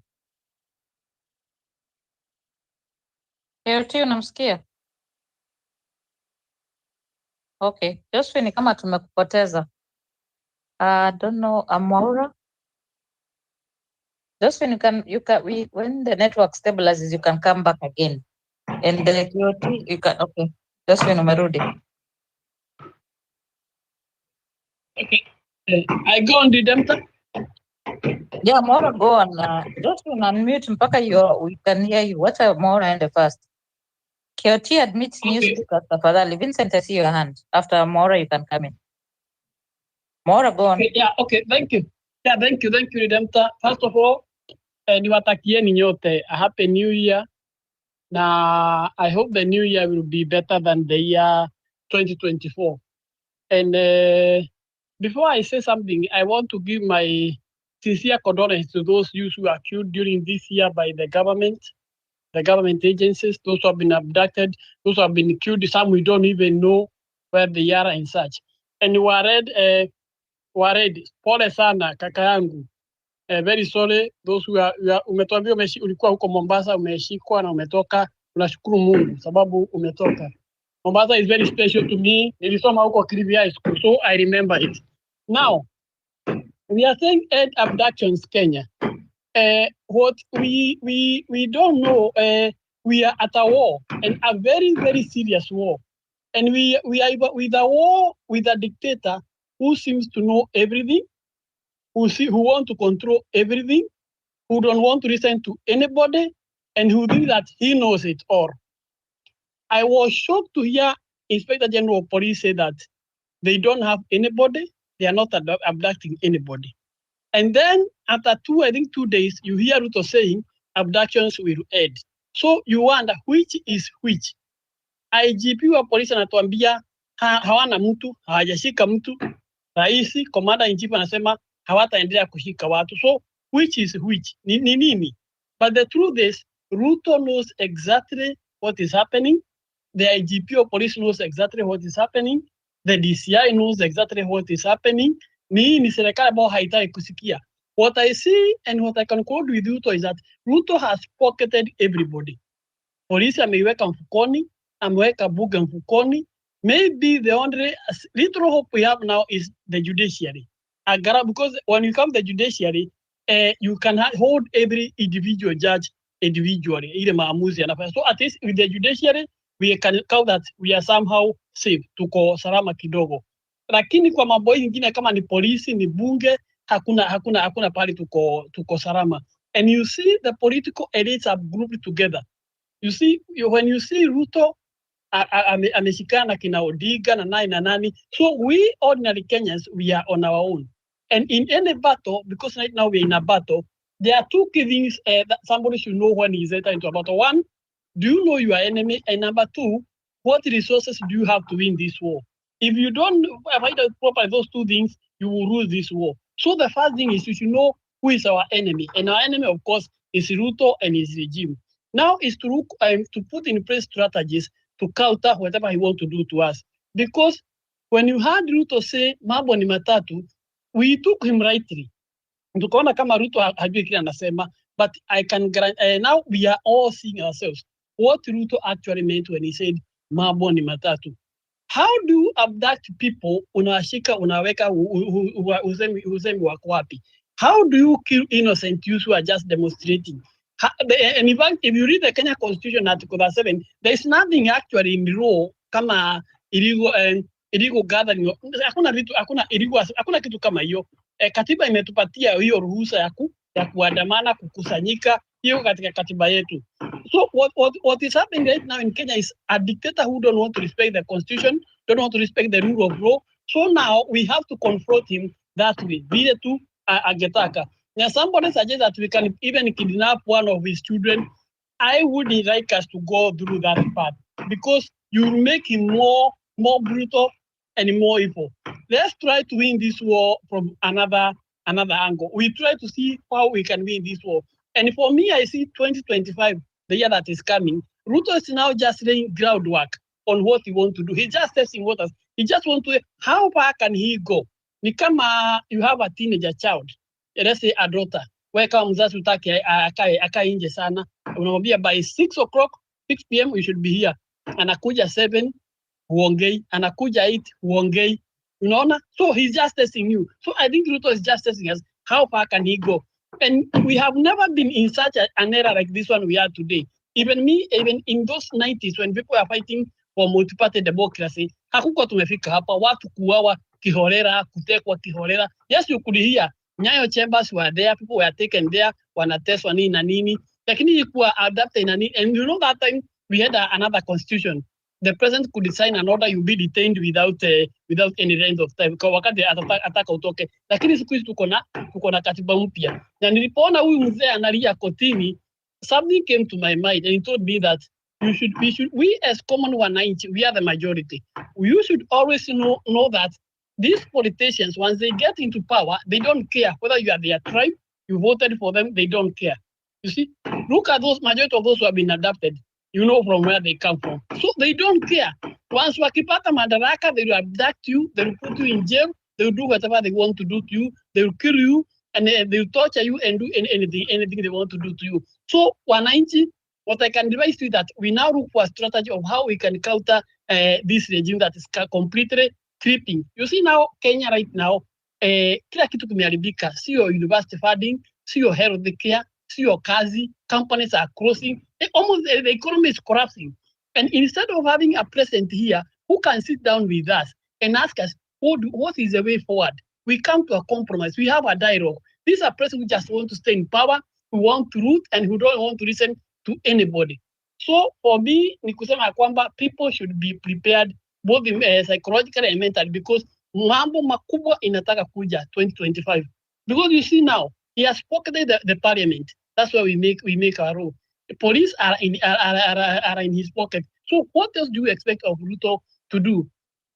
Unaona watu wanalia, huyu ni mtu atataki kuheshimu mahakama, atataki kuheshimu orders. And we made a mistake.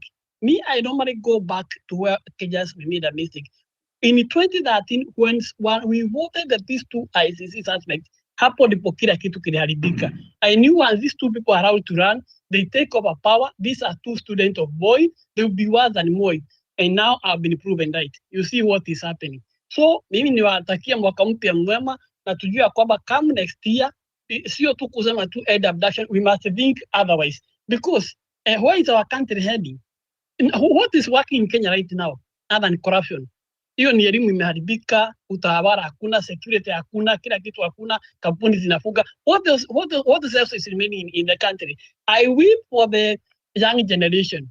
And you see, if president was wise, what he could have done, I said in another space that Ruto don't even have to do a lot of things. He just makes sure that he minimizes corruption, he bring back law and order, and they make the country safe, that he will create investors' confidence, and that's all. Companies will come back to Kenya, they will come and invest in Kenya, they will create employment for these young people. The reason why you saw Gen Z come overseas is because hakuna kazi. There's no employment. And that's why companies are running away because they can see very unfavorable regime, tax regime, corruption, and such kind of things. If Ruto can finish that, because it's not the work of the government to create employment for its people, no.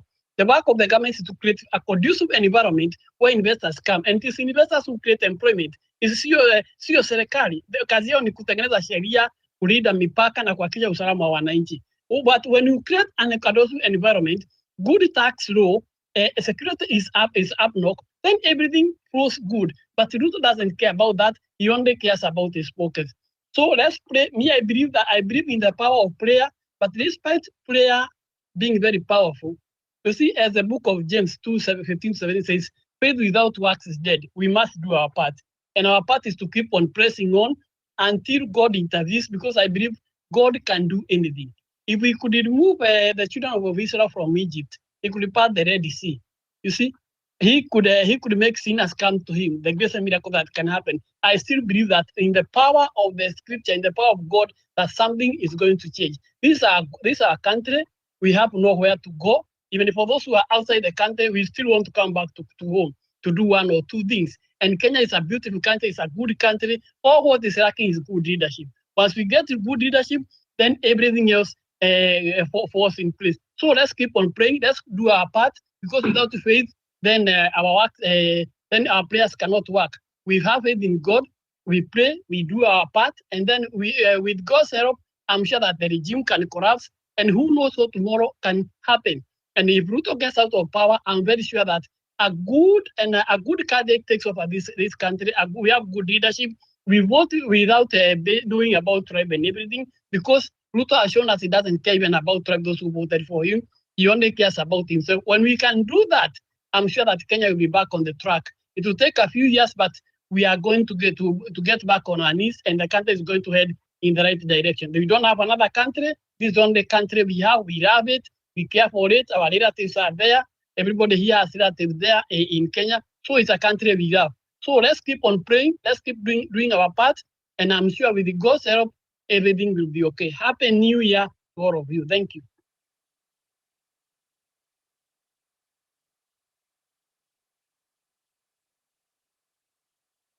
Keochi, nilikuwa nimekupatia majukumu.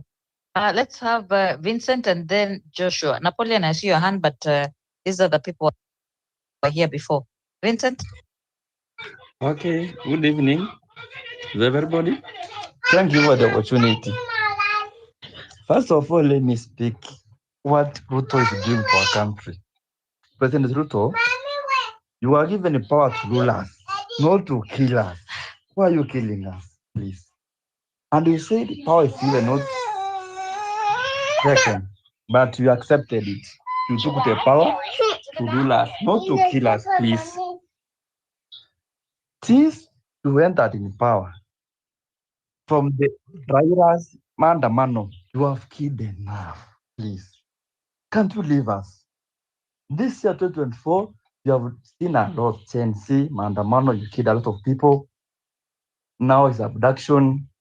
Why, please? Is that God gave us the punishment of Ruto to kill us? And he called himself a man of God. Which man of God is this now? Because he's so playful. He plays each and every time. The wife is playing. They say that they don't take alcohol. They're men of God. But what they are doing to Kenyans today, even the whole world is watching on Kenya and they want what?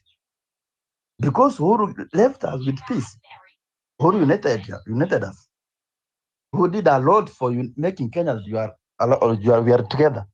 But Ruto has come to separate us. He has divided us and ruled. He has taken all the powers. He has frozen the Raila in the government. Now nobody will defend us. We have to work up and fight for ourselves. We are trying to fight ourselves. We are struggling to feed ourselves. We are not asking anything. We want peace, but you don't want peace. Ruto is not the best president to be media. We have seen a president in social media. Even Mugabe himself, there was a lot of members in social media. But these things are not happening. Why now? This my sister said that let us get the son of Ruto or the daughter. We keep him for even 1 week so that he can feel the other mothers are feeling. The other parents are feeling. He's telling us that you don't have morals. The parents to teach us morals. Which morals? Social media is for everybody to use it even the way you want. Cartoonists, they know the first person to be in a cartoon. Cartoonists metengenezwa na watu wengi, even from the Kibaki regime. No, I don't know if it's not mature in politics, because in politics you can be told anything. You can wake up and defend yourself naked in social media with a picture. The other day I see the Omali asking that when there was that COVID, that video of the other guy took that is dead. Can President Ruto come himself and say that he's alive? So we can know that Ruto is not dead, he's alive. Where are you now behaving immature in politics like this? Maybe sometimes you can know, maybe some people are making some contents to feed their family because there's no job in Kenya. Yeah, they are struggling. Maybe look some content and make something in TikTok or wherever. But this man is serious. It's a joke. Why? If you somebody has posted you the way you don't want, and you can leave that the social media, you block the person, or you avoid because of instead of killing people. Why are you killing people now? Now, sometimes I wonder how brothers, those policemen, my young brother and sister, they are dogs. They are being used in, I don't know now. Because what I'm showing, I don't understand. They are killing people without care. They abduct people. They take them where we don't know. Is your daughter, your son missing like 1 week. You don't even know the call. You have never seen. And now you don't know. We don't understand it. They come to a living. But we are praying God to help us and move out of this kind of government. Because you can see a punishment to us. Because you have never seen anything good in this kind of the government. Since the Ruto entered in politics, in president, now nothing good. Forcing issues. But with God, let us pray that we cannot live this way. We have to fight it for ourselves. We have to fight to the end, and we have to win through the name of Jesus Christ. Ruto should know this thing. Respect is earned, not given. You cannot respect you if you don't do as this. You have to respect yourself. You behave yourself. You have the decorum, so the respect can come. Even over the last days behaved very well. Nobody will come and post all in social media and that kind of no, unless it was not politics. But now, when he was a president, was being given respect. He was earned respect himself. What he was doing, was automatic. Now Ruto, I don't know what will do for him, but let us think. Let us not lose hope. What we are trying to do, because we have changed tactics. Now we are in social media. Social media is started now abducting us. If you look at the other alternative, you must win this man because you have won already. If you can see what the other government was there, they broke the government. Everybody went away. Now is there no regime that they say everything that Ruto says. They say yes. You don't even ask him what is this. Now in this country, Kenya, we are moving a step ahead. You're not going back the way you are going now. It's not good. It's not good. Because in East Africa, Kenya should be the far is the number one. But now Ruto since entered in presidency, even the investors are wondering, investors are running away because there's no peace in Kenya. Ruto is fighting young kids, young Gen Z. You are a parent, you should look for the alternative. You should know this, how can I handle this thing? Instead of taking young people, killing them, abducting them, doing whatever you want to do, surely. Is that somebody has posted you? And I don't know. But in politics, anything will happen when you're in politics. You should be prepared psychologically. That things will happen, this will happen. But you should focus. You have a direction. You are not given powers to kill us. It's to rule. Can you rule in appropriate way, in a good way? Can you leave a legacy? What legacy are you leaving back to your generation? Nobody's advising you, even those who are around you. How can you solve this thing? Then you should be very mature. You should be very brave as a president. Kenyans, there are small things you know. How can I do this now? How can you do this and manage it? Even though there's a time there was that thing, but Uhuru came down, and sometimes Uhuru was giving us some kind of token. You appreciate even the speech Uhuru was saying. You were very proud of that speech. But nowadays, when you are speaking, nobody cares what you are talking about. I myself, I cannot listen to your speech. I was just watching, was absent-minded. because nothing good can come out of from your mouth. Najua hivi vitu uko unaongea yote ni vitina, ni kama ni vitina, ni kama niko kugombana. Can you make us proud? Can you do more? Can you do for any development? Development only is enough. Can you open this kind of development so that people can come to Kenya and do some kind of investment so that people young youth can get job, because you don't have job to offer us. You are tired of you. You are learning knowledge every time. Vincent, you need to learn. Hmm? You need to make your final submission. Ufunge kichapter Okay. tupatie wengine nafasi. Just a minute to wind up. Okay.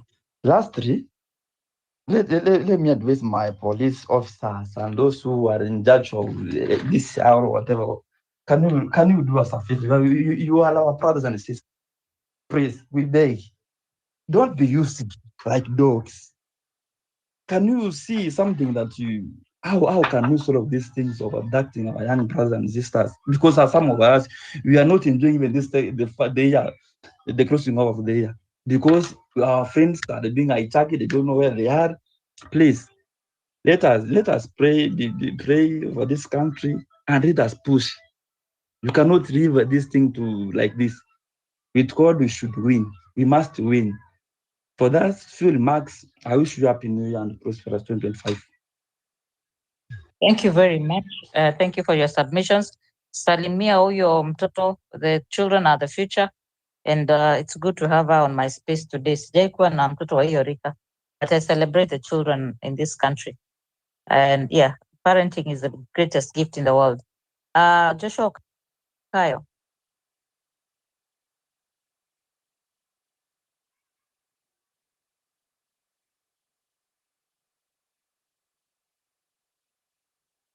Joshua? Hello, can you hear me? Yes, continue, Joshua. All right. Thank you, Redemptor, for hosting this space, and KOT for co-hosting. Thank you, everybody. I hope you can hear me clearly. Yes, my name is Joshua Okayo. So Redemptor at some point wanted to confirm whether indeed it's me or someone is using my phone. So many things have been said. I had Senior Comrade Kivotha Kibwana speaking. My comrade Walid Sketi, this is a gentleman I've met from Mombasa. Good job you guys are doing in Mombasa. Good job for being in solidarity with everyone. And of course, all those that I've shared. I think I'd better share using our experience for the past, is it one day? So that then I don't get too much into points, but rather tell a story. This will, number one, probably you learn a thing or two, and also you'll be encouraged, because if I tell you the story, you will be encouraged. So yesterday, 23 of us were arrested in the streets of Nairobi, CBD, and taken to the Central Police Station. The moment we were arrested, we kept singing songs of freedom, revolutionary songs. From the moment we were arrested, we were, dragged into the Mariamus and driven to Central. And all through we were singing until we got into the cells. So what happened is that these police guys, these policemen and women wanted to separate us. They always want to separate you so that you are a smaller number that they can deal with in a way they want. So we refused to be separated. So when we refused to be separated, they came at us with arrogance and all that braggadocio. And we also told them that will not work. One, we are human rights defenders. Two, we are citizens of this nation, and what we are doing is not unlawful. Now, that is when war erupted. and they started, roughing us up and hitting us and doing every kind of stuff. It was war, I can tell you. Until, because I mean, the OCS brought everyone. Every police officer from that station was in there until they managed to separate us. But I think after a thought, they only took Senator Okiya Mtata. The rest of us, we remained at the station. That is when my shirt, and it is the OCS, Samson, I think, Talam, who tore my shirt together with some constables who are now supporting him when he was executing these kind of acts. So many comrades were injured. Others were hit by the rungus. Their hands were very swollen. Others had been hit in the streets using tear gas canisters. At that time, we started pleading with them to just allow some of us to get medical attention. But even in that struggle, they never allowed us to do so. So that is what happened. But once we settled in one of the cells, again, we said no one is being left behind. So all the 22 of us were in one cell. We started singing revolutionary songs and chanting and doing everything. It was so loud that they could not do anything. Every moment they could come back and ask us to keep quiet, but no one was keeping quiet. That tells you the kind of energy, the kind of power, the kind of strength that the young people have. We sang up until midnight. The people who came to see us, I think quite a number of human rights organizations came to see us, but they were not allowed to see us. We just heard of those news today, but they shared videos of them recording how we were singing. They were recording from the canteen, from the police canteen. They could hear from outside how we were singing in there. So we made that feel like home. And it was an opportunity for us to reflect on the protest that we had staged there in town, and to reflect on the mistakes we made, so that then these people were able to get us out of the streets.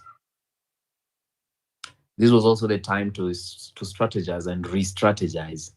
And I can tell you, I could feel the anger in every young person's voice.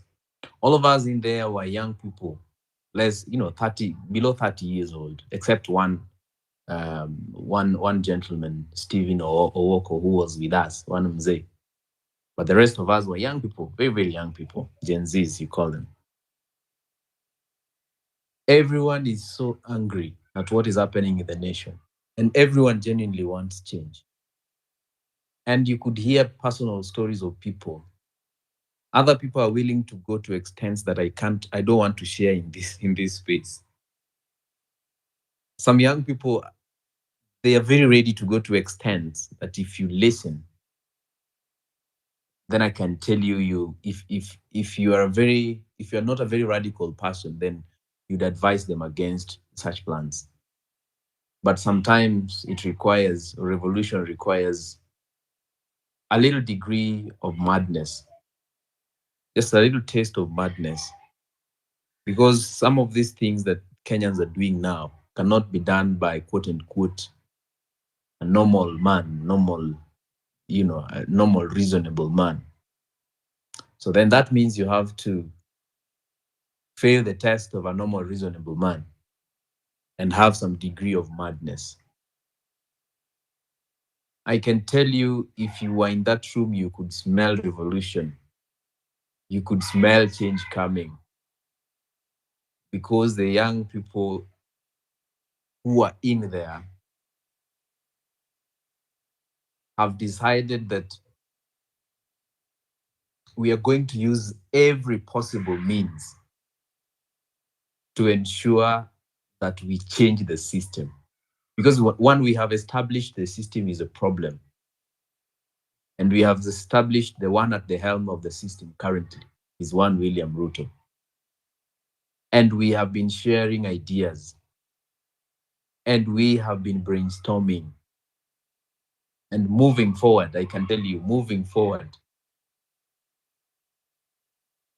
we are ready to do a lot. We are ready to do a lot. This is the moment where all these thoughts we've been sharing in the last half or quarter of 2024. Now, beginning 2025, this is the time to execute one by one at a time. It's a marathon, not a sprint. So we understand. Should you see a very radical move in the coming weeks or in the coming months, few months, then know that it is an ongoing process.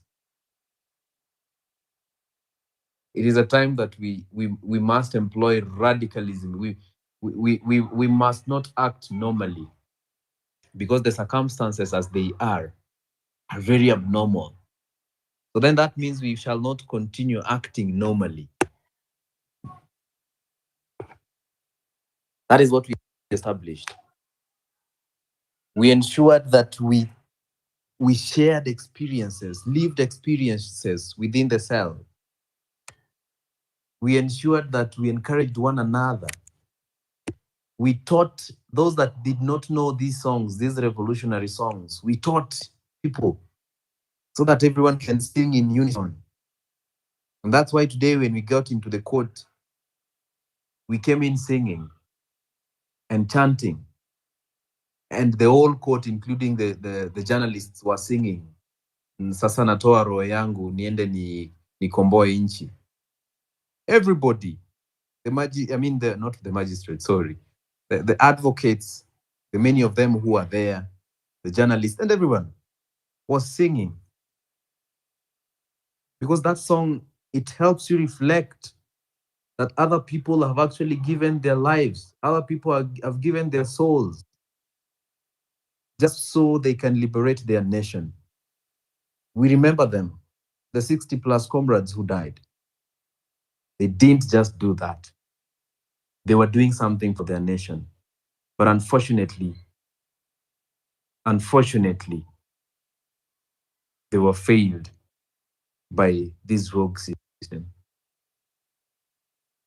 People sang, and we even prepared. We sang when in the morning, when after taking tea at 5, we sang all through up to around 10 when we were taken up from the cells, now going to the going to Milimani Law Courts. We were singing. We got into Milimani Law Courts singing.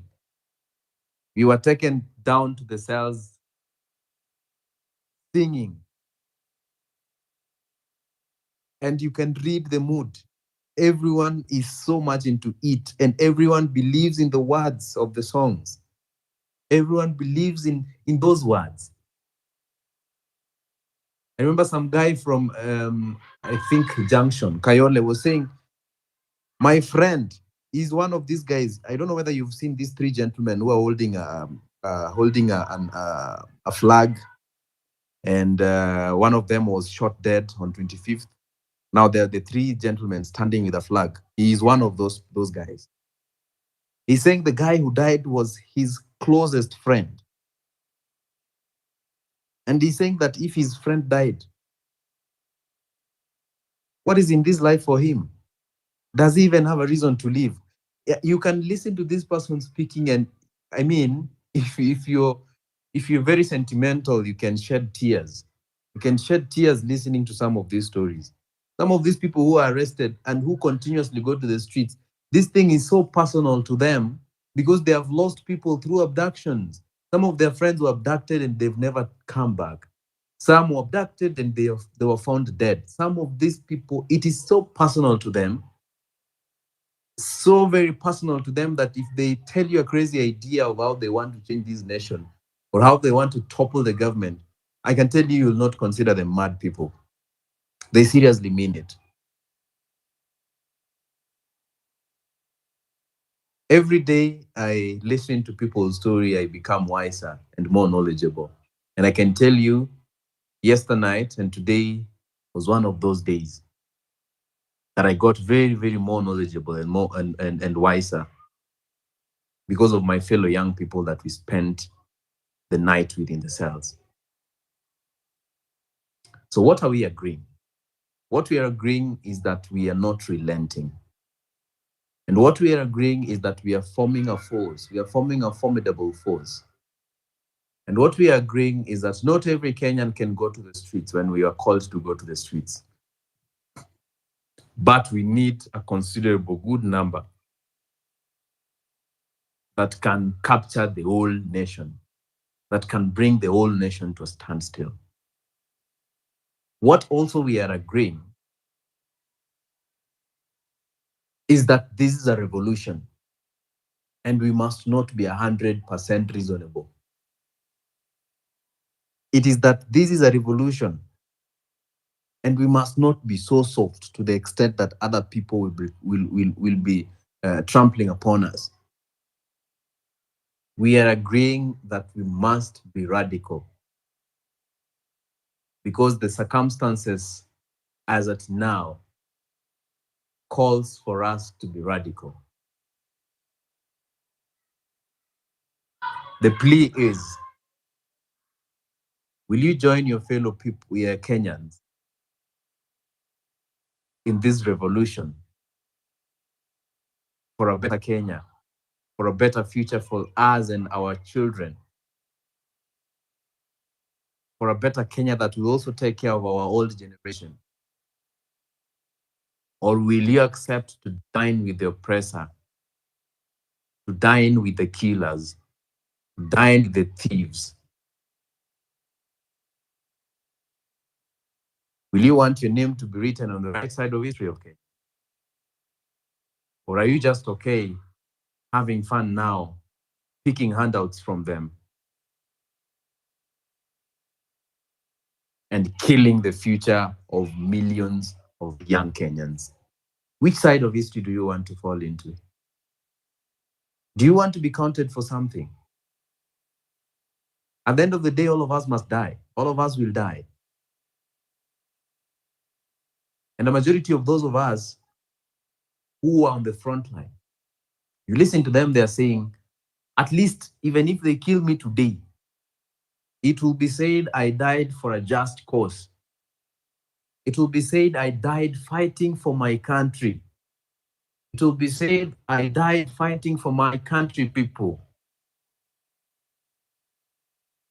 Another interesting thing we did was we found we were walking from cells to cells. We overpowered the police, by the way, and we told them, look, we are not here, we have not done anything wrong. So don't treat us as if sisi ni maabusu.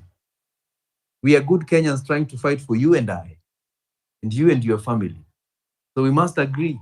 Some of them were actually singing with us at some point. But one particular thing that we did was that we engaged the OCS on some cases, about some cases of the people who we found arrested. There's a lady we found was arrested on Saturday.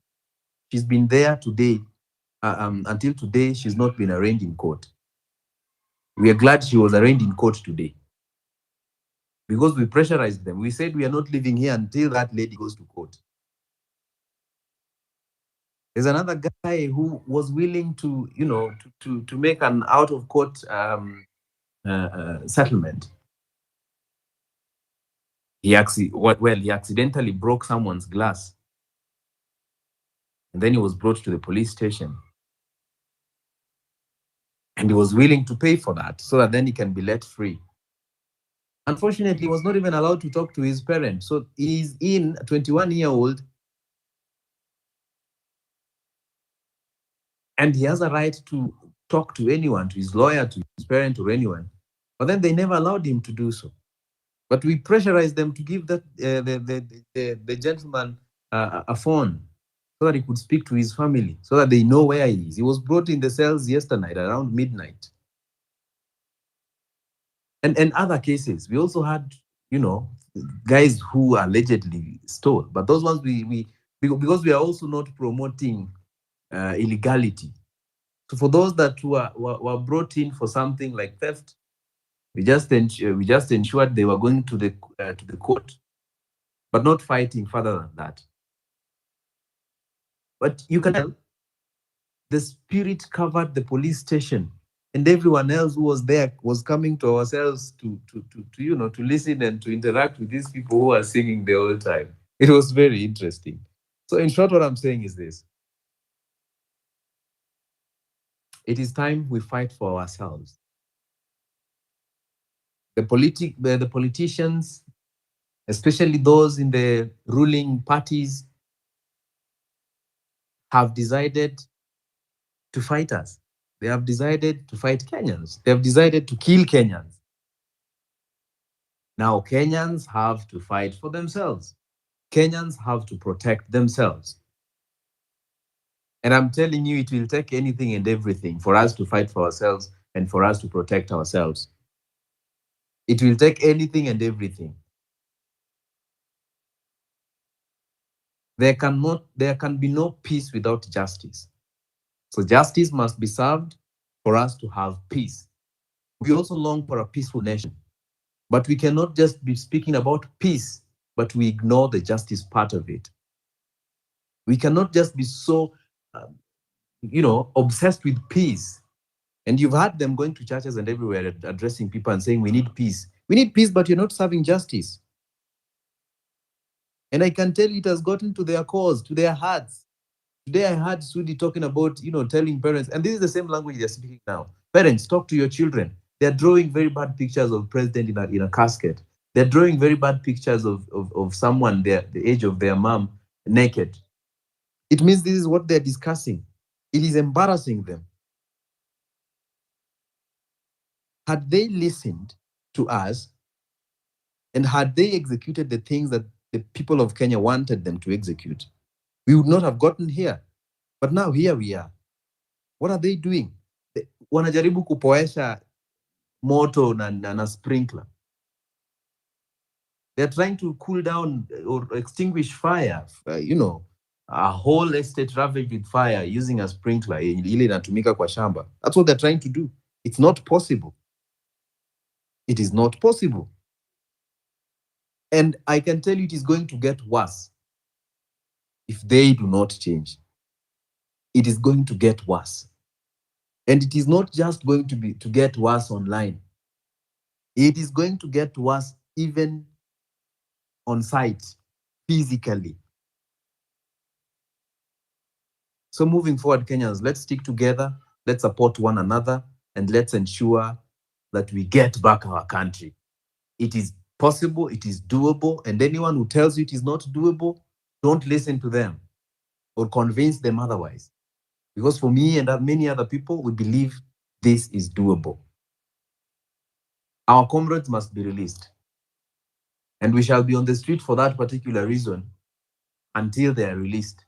We are not going to stop because they're intimidating us with some charges, some fake charges that could not even pass in court. We are not going to be intimidated. Do not feel intimidated by anybody. This is your country. This is my country. We must live, and we must live in justice. We must live and feel like we are living at home. Nobody should intimidate you and tell you that, look, what you're doing is wrong. If at all what you're doing is right, continue doing it. We are going to start mobilizations on the ground. And anyone who wants to infiltrate, let them infiltrate. We will know how we will smoke them out. But even if they infiltrate, their spirit will be so weak that the strength in our spirit of revolution will overpower them, and that they will join us and actually forgot the job that they've been given by their masters who have sent them to us. The spirit is going to grow stronger, and the songs of revolution are going to be sung louder moving forward. And the young people have decided that they're not going back, they're not relenting, and that this must be done. So we have to do it. No one else is going to come from any other country to come and do this thing for us. We have to do it ourselves. We have to do it ourselves. I plead with you to join everyone in changing Kenya. I plead with you to join us in fighting for our young people whom we don't know what they're feeling now. We don't know where they are now. The families are crossing over to another year and these people are spending another year in the hands of killers and in the hands of people who do not respect the rule of law, and people who have no respect for the sanctity of humans' life, people who do not know what the Constitution talks about. That is the kind of people we are talking about. Please, let us work together. Redemptor, najua nimeenda sana. I am safe. I did not go to my place because you know what happens with these people. But I am safe. Except for my body is hurting everywhere. The rungus tulipigwa jana. Ndio sasa unazisikia sahi. You know, when you are in the heat of passion and singing songs of revolution, The you don't adrenaline, even the get to, adrenaline. Niliona yeah, you ukisukuma don't mkono get ya to realize. senator ushout kwa hiyo pickup. I saw you shouting. Yeah, it was not a very good scene, but we thank God we are here, and we thank God that we are safe to fight another day. So again, soon, within the week or next week, we will be back. We have to fight together. Thank you. And I salute you all who continue the conversation. I salute you all who always turn out to ensure that we speak for those that have no chance to speak, that we speak for those that want to be inspired by these spaces. There are people who join spaces not to speak, but to just to get the motivation, to get the inspiration that the movement is still on and that we are going to the right direction. I can assure you, we are on the right direction. It is just a matter of time, and we shall get there. God bless you. Thank you very much, Joshua. I'm glad to hear you're fine. Walikupasulia your favorite shirt. Hiyo shirt kila saa nikiona ukienda, juzi ulikuwa kanisani nayo, but more important, I made fun of the shirt only that, you know, it's a very colorful shirt. It's a Kamba shirt, so you really hope we get another signature. I don't know who is speaking. Now, KOT Amka, because I can see mic request, but somehow I'm not able to click on them. If you can see KD wants to play something, we have about 11 minutes to midnight. Napoleon, I see you are next. I think Chris or Titi. Then one. Oh, kumbe KOT uko macho. KOT angalia hizo mics inashindwa kupea watu. Tafuta KD. My co-host dropped them. I can't add Joshua as a KOT. Joshua, tukivuka mwaka, there are a few questions I'd like to ask you. So just hang in there, because people maybe don't understand what is driving you to keep doing this when it's dangerous. Yeah, I can see some requests. Let me, KOT, tupatie Napoleon kwanza. Okay. Am I audible? Yes, endelea Napoleon. You see, I think the country has reached a state that if we are honest with one another, the presidency should cease to hold office because I really don't understand how sometimes law works or judiciary works, because me, I'm a civil engineer and a computer scientist. But as per things are going, or as per the direction we are heading as a country, as per constitution, I do understand some part that the president is an organ of national unity, and it should be the one to unifying us as a factor. But the presidency has really failed on that mandate, because when someone wakes up and organize a group or a gang that is not working under the constitution of Kenya, that is abducting innocents, sending and massacring them and torturing them, to an extent that for almost a week you have failed to bring someone to court, and you want to say that that's for justice. That's the reason sometimes I do disagree with the law when it comes to justice, because what we need in Kenya is freedom, because justice is based on the argument, and who argue the best is the one who will eventually win the case.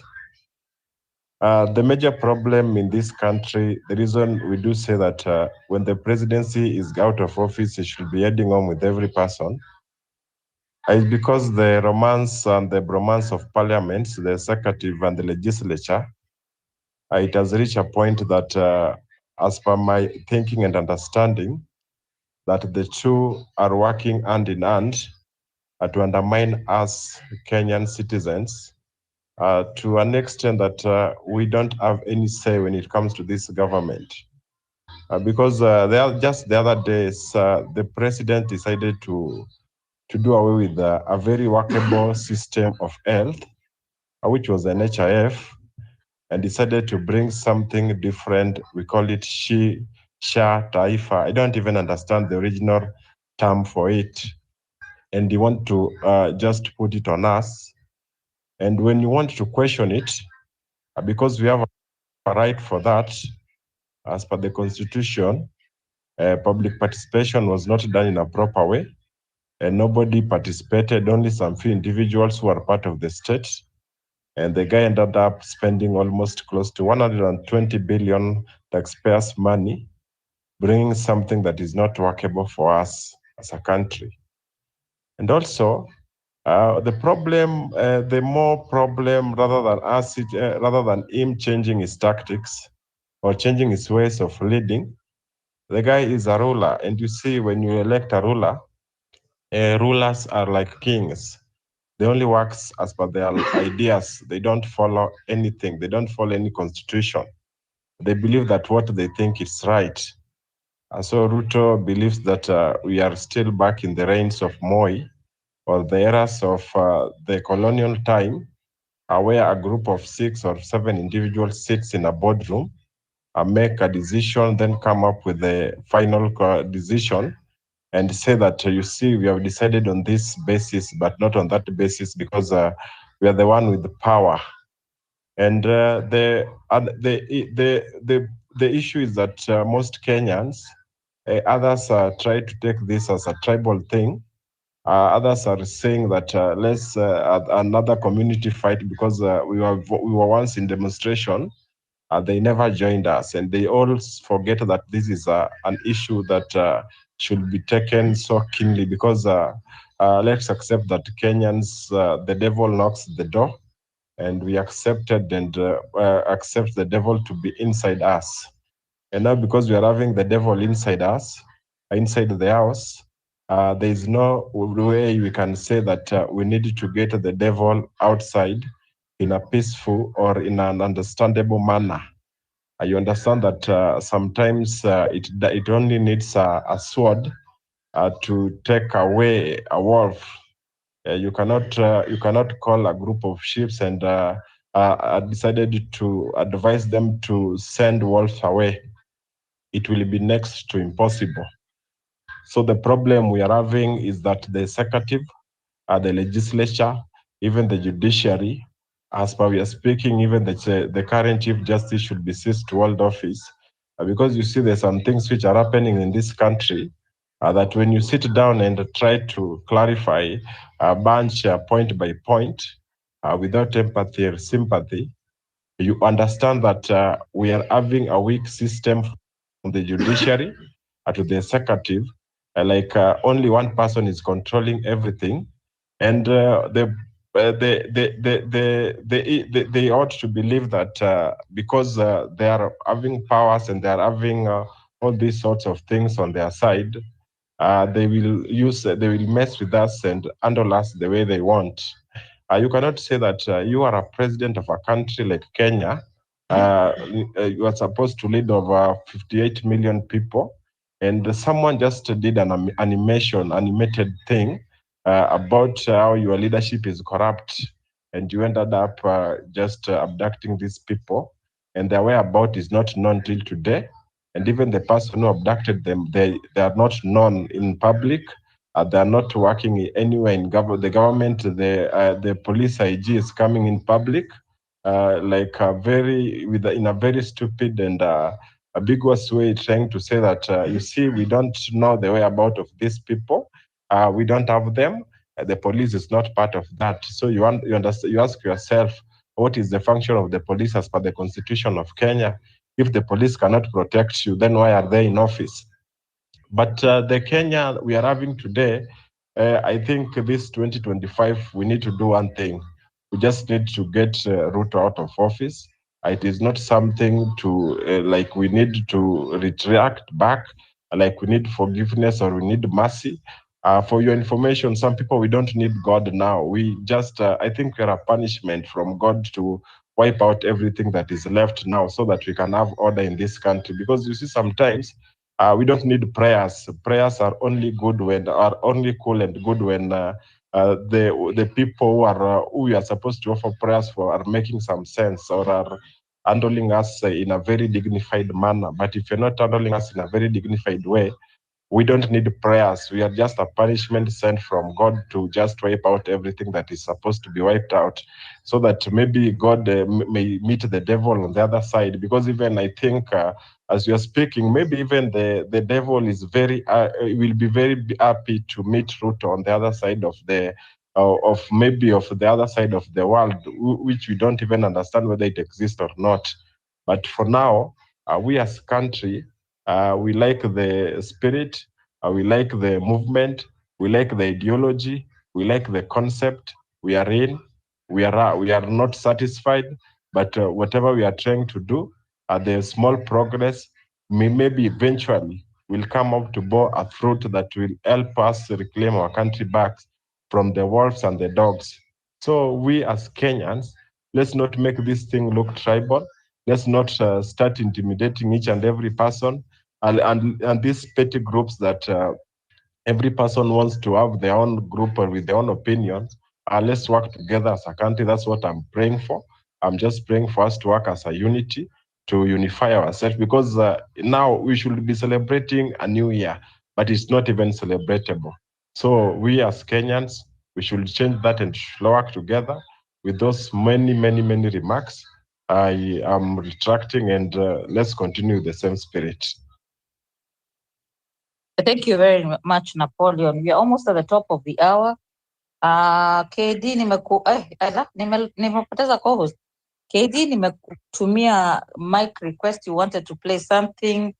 I don't know, Wanjiru, if you have two gadgets, then you can play for us the anthem at the top of the hour. We are on a countdown right now. Is there anybody who wants to do for us a countdown? A leader, Banji, Wanjiru, tunataka kucheza anthem. Niko na tablet. Tufanye gani? Tufanye National anthem. anthem. The national. Yes, national anthem. Okay. Let me see. Hata tukinyamaza hakuna shida. We are taking this moment to honor those who have gone before us, especially those who've gone because they came to the streets to fight for their country. We also are appreciating that we are still here, we are still resilient. And I know this is an opportunity for me not to book a mwaka without somebody who is feeling the energy like what was being described by Joshua. And for those who do not know, Joshua survived an abduction. Nasikia fireworks huku nje zinaendelea. At the height of maandamano, he was a student at the Kenya School of Law. So when you see some of them, Rasji, you want to go first before Wanjiru. Wanjiru ndiye ametufungulia mwaka, lakini Rasji, you can speak.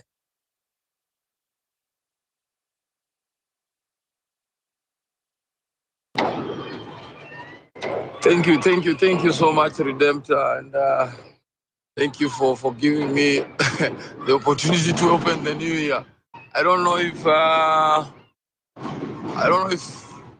people will hear me well because the fireworks they're too much, and such as the country, the past year we had a lot of problems.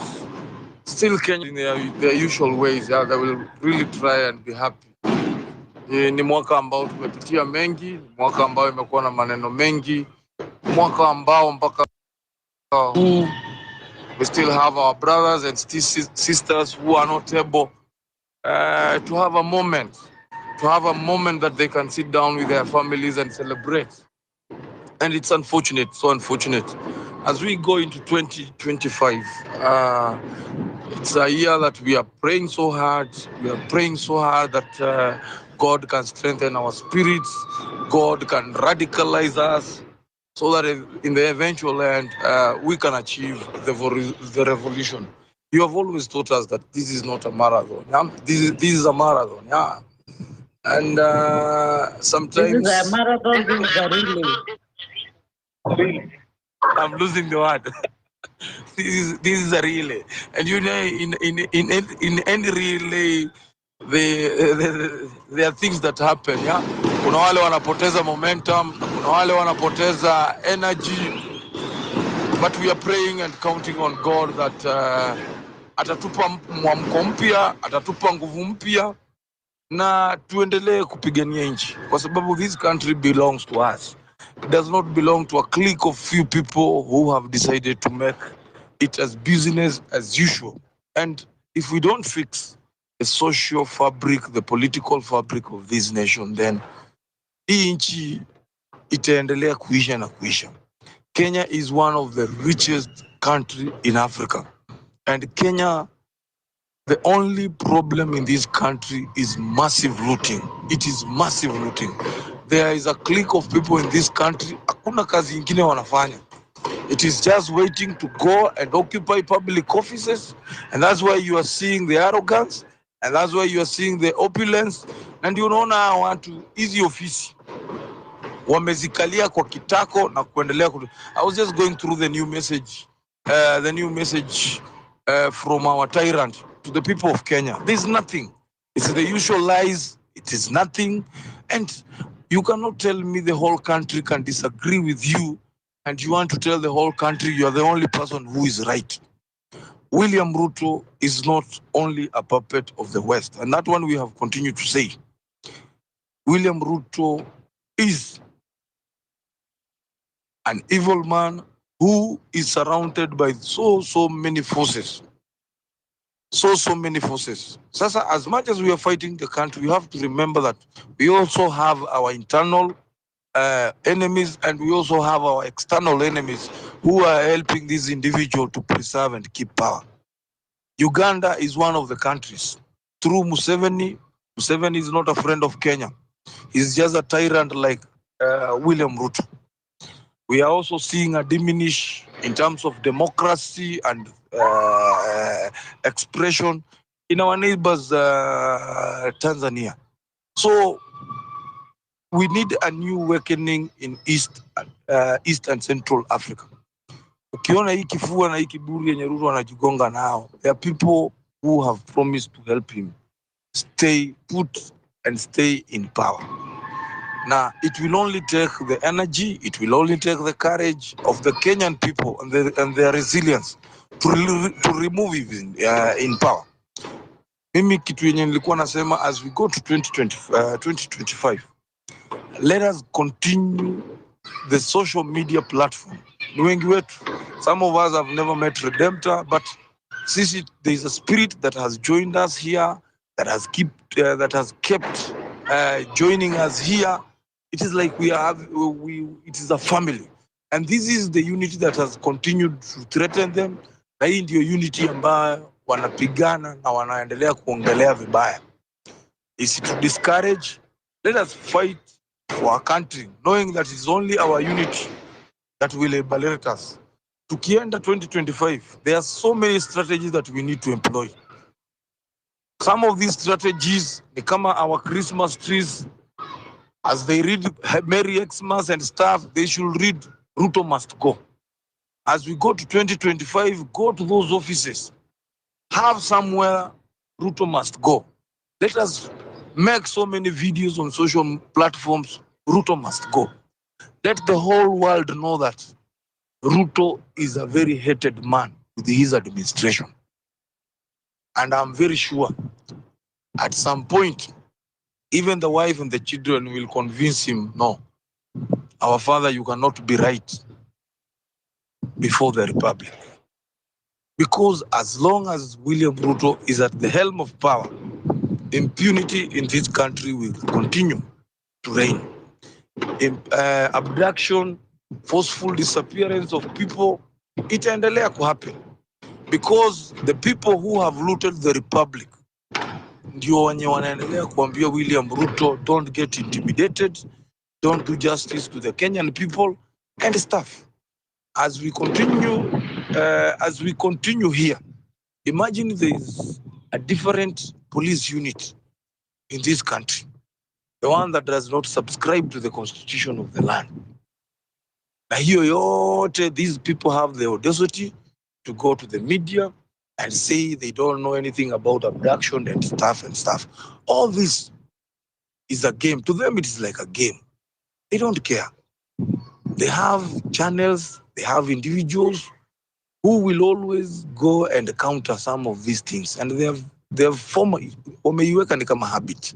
When you see the majority leader in this country speak with a lot of carelessness, because deep down in their hearts, they know they have captured the judiciary, they know they have captured the executive, they know they have captured all the arms of government and all the institutions that are supposed to counter, check the government in terms of delivering social and economical justices to the people of Kenya.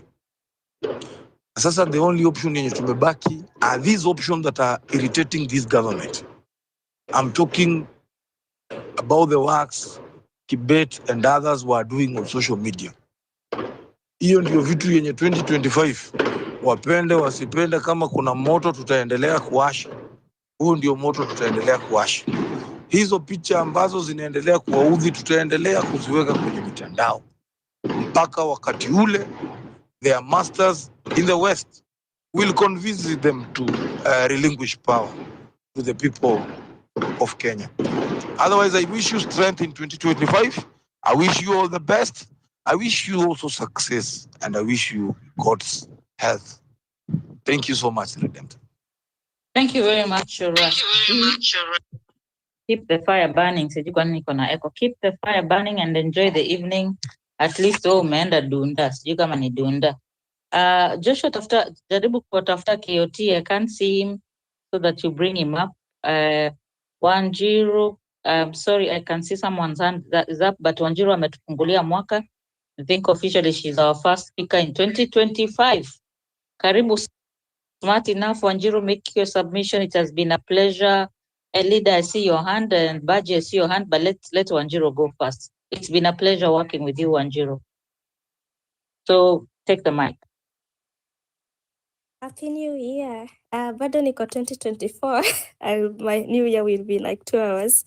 But it has been a blessing to know everyone. The Redemptor has been such a blessing. And I wish you a happy new year and abundance.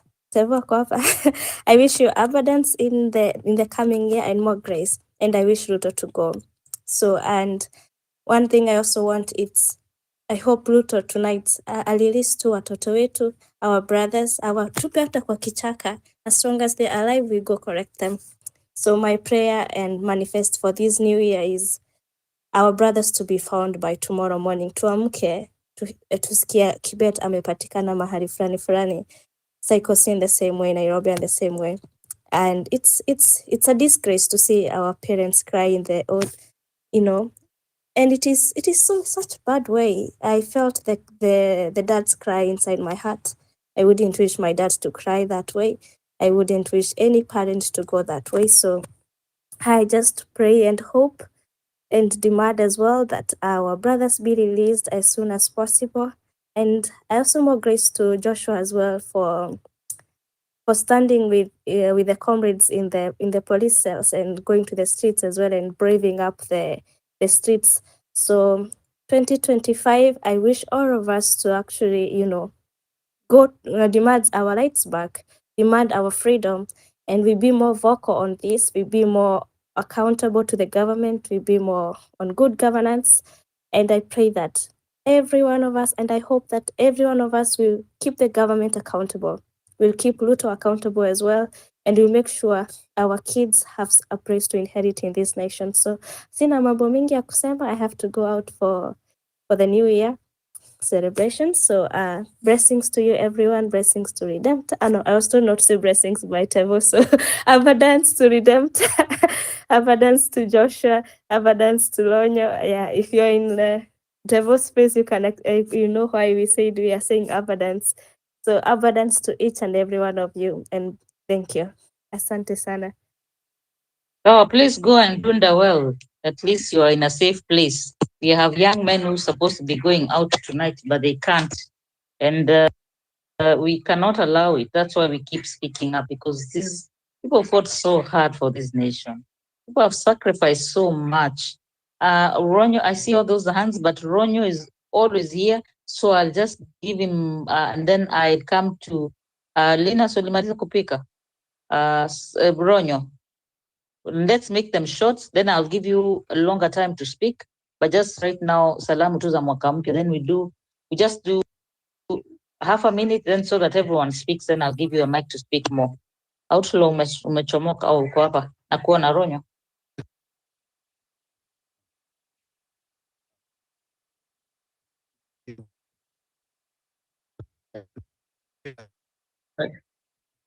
Ronyo, mic na kukataa.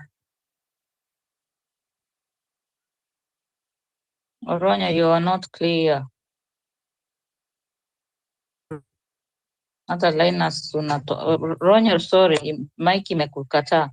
So I'll let you can come back later. I'll let Linus is reconnecting. Banji, all of us, let's have salamu za mwaka mpya, and then I'll give you time to speak after kila mtu ameongea, because the leader mkono iko juu outlaw. So Banji, salamu tu, karibu Nzioka.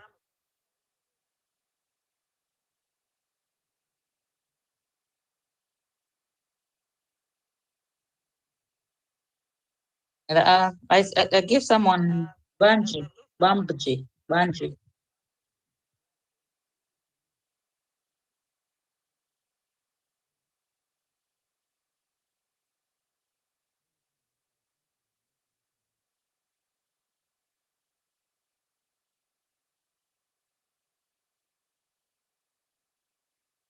Joshua, is it me? I can't see anyone speaking.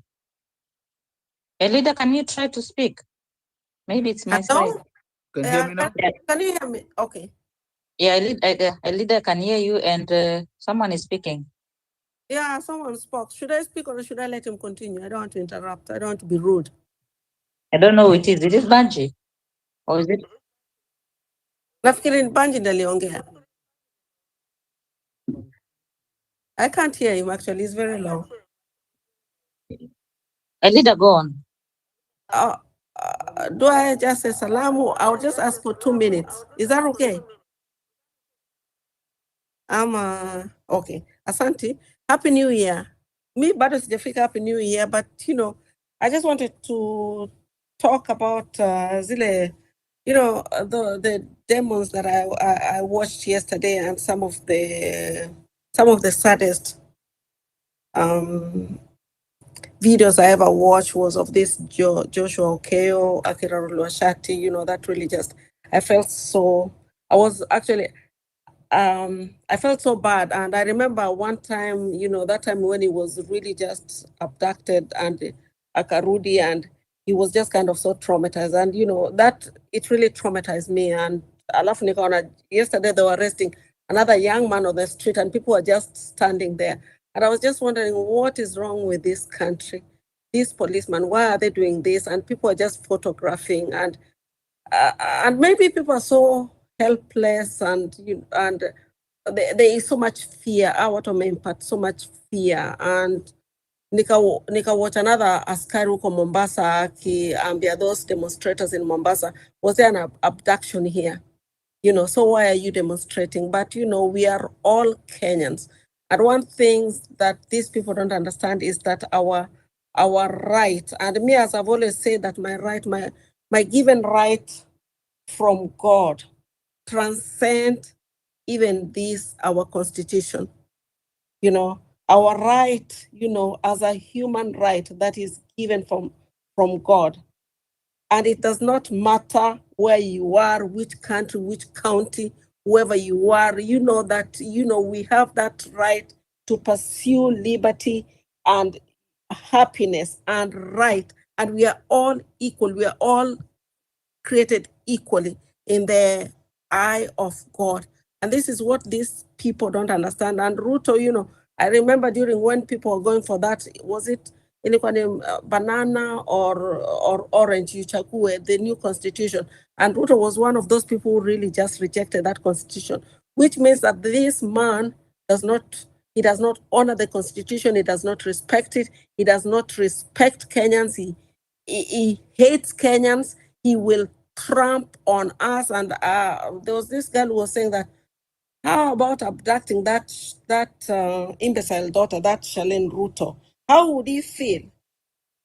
So I'm just saying that we just have to continue, even as I can feel it in my spirit. You know, I always go back to the spiritual part of it, although many people do not want to hear that part of it. But me, I know, and I will always emphasize on that it is a spiritual battle that we are facing. Someone was saying we don't have to pray, we don't have to ask God. That is the problem. That is a mistake, you know. And that is what I always say, that, you know, it is a spiritual battle, and the children of the kingdom of darkness, people like Ruto, if you can have dark young people who are old enough to be your children, slaughter them on the street, and then you share power with your cronies like you, then these are evil, demonic people who have made pact with the devil. We will go to the street. It is okay. We will go to the street and we will demonstrate and we will keep on picketing. But most important is that we must ask God to direct us. We must pray. We must ask God for guidance, and we must take back our country, because if we have a rogue regime like we have right now, who does not even, he has no regard for human life, human liberty. So how do we even, you know, and most of the time he's always in church or kanisa.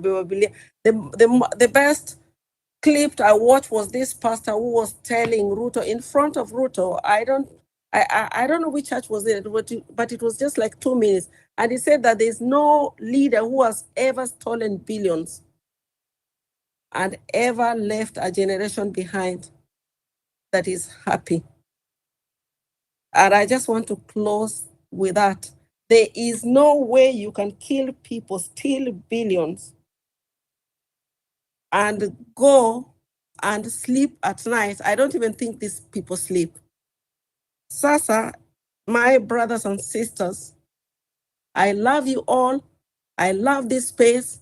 I'm so happy to be part of this space, and, you know, just to rant because, you know, okay, I'm not in the country, but sometimes I'm being told, why are you doing this? You know, when you want to come back to the country, you know, you will really have a problem. I don't care. What about those young guys? Today I was watching this Billy's father in the court crying. I mean, that could be my son. That could be my nephew. That could be my brother. So if we all think like that this Billy, this Kibet could be my brother, then we are going to take this country back. But if we are just saying it is none of our business, our watoto wanyamaze, then it is wrong. Because Ruto, when he took power, he promised that he was going to lead this country. But what is he doing? He's not doing that. Asanteni sana, and God bless you and Happy New Year. And let's meet maybe tomorrow. Let me give the mic to somebody else. Thank you very much. Yes, tomorrow is usually the day for the show, but I decided there might be a lot of people who want to hear some word from us, and we are so glad Okaya was here. The other gentleman who was in Mombasa who had been arrested, just to know, and Joshua would like to know that there's someone who had been arrested in Kasarani. What have you done to make sure that you didn't come out and there are people who are still being held? And thank you for getting the 21-year-old out of Central Police Station. Ronyo, I hope your mic is better. Please Thank talk you to so us. much. You can hear me now? Yes, clear. Loud and clear. Thank you. You said 30 seconds, right? Hapana, ongea na sisi. Hakuna mic request. Joshua, Joshua, if you can see, Josh, I have co-hosts that keep dropping, so nimepoteza KOT. Naona some mic request, and I don't seem to be able to scroll down. So Ronya, just take your time and talk to us. We will close in a few if there are no more mic requests. Thank you so much. I appreciate Redemptor, Wanjiro, KOT, Joshua. Thank you for the mic. Happy New Year. I'm happy and I thank God that we are here again. And I appreciate even for what our comrades are doing.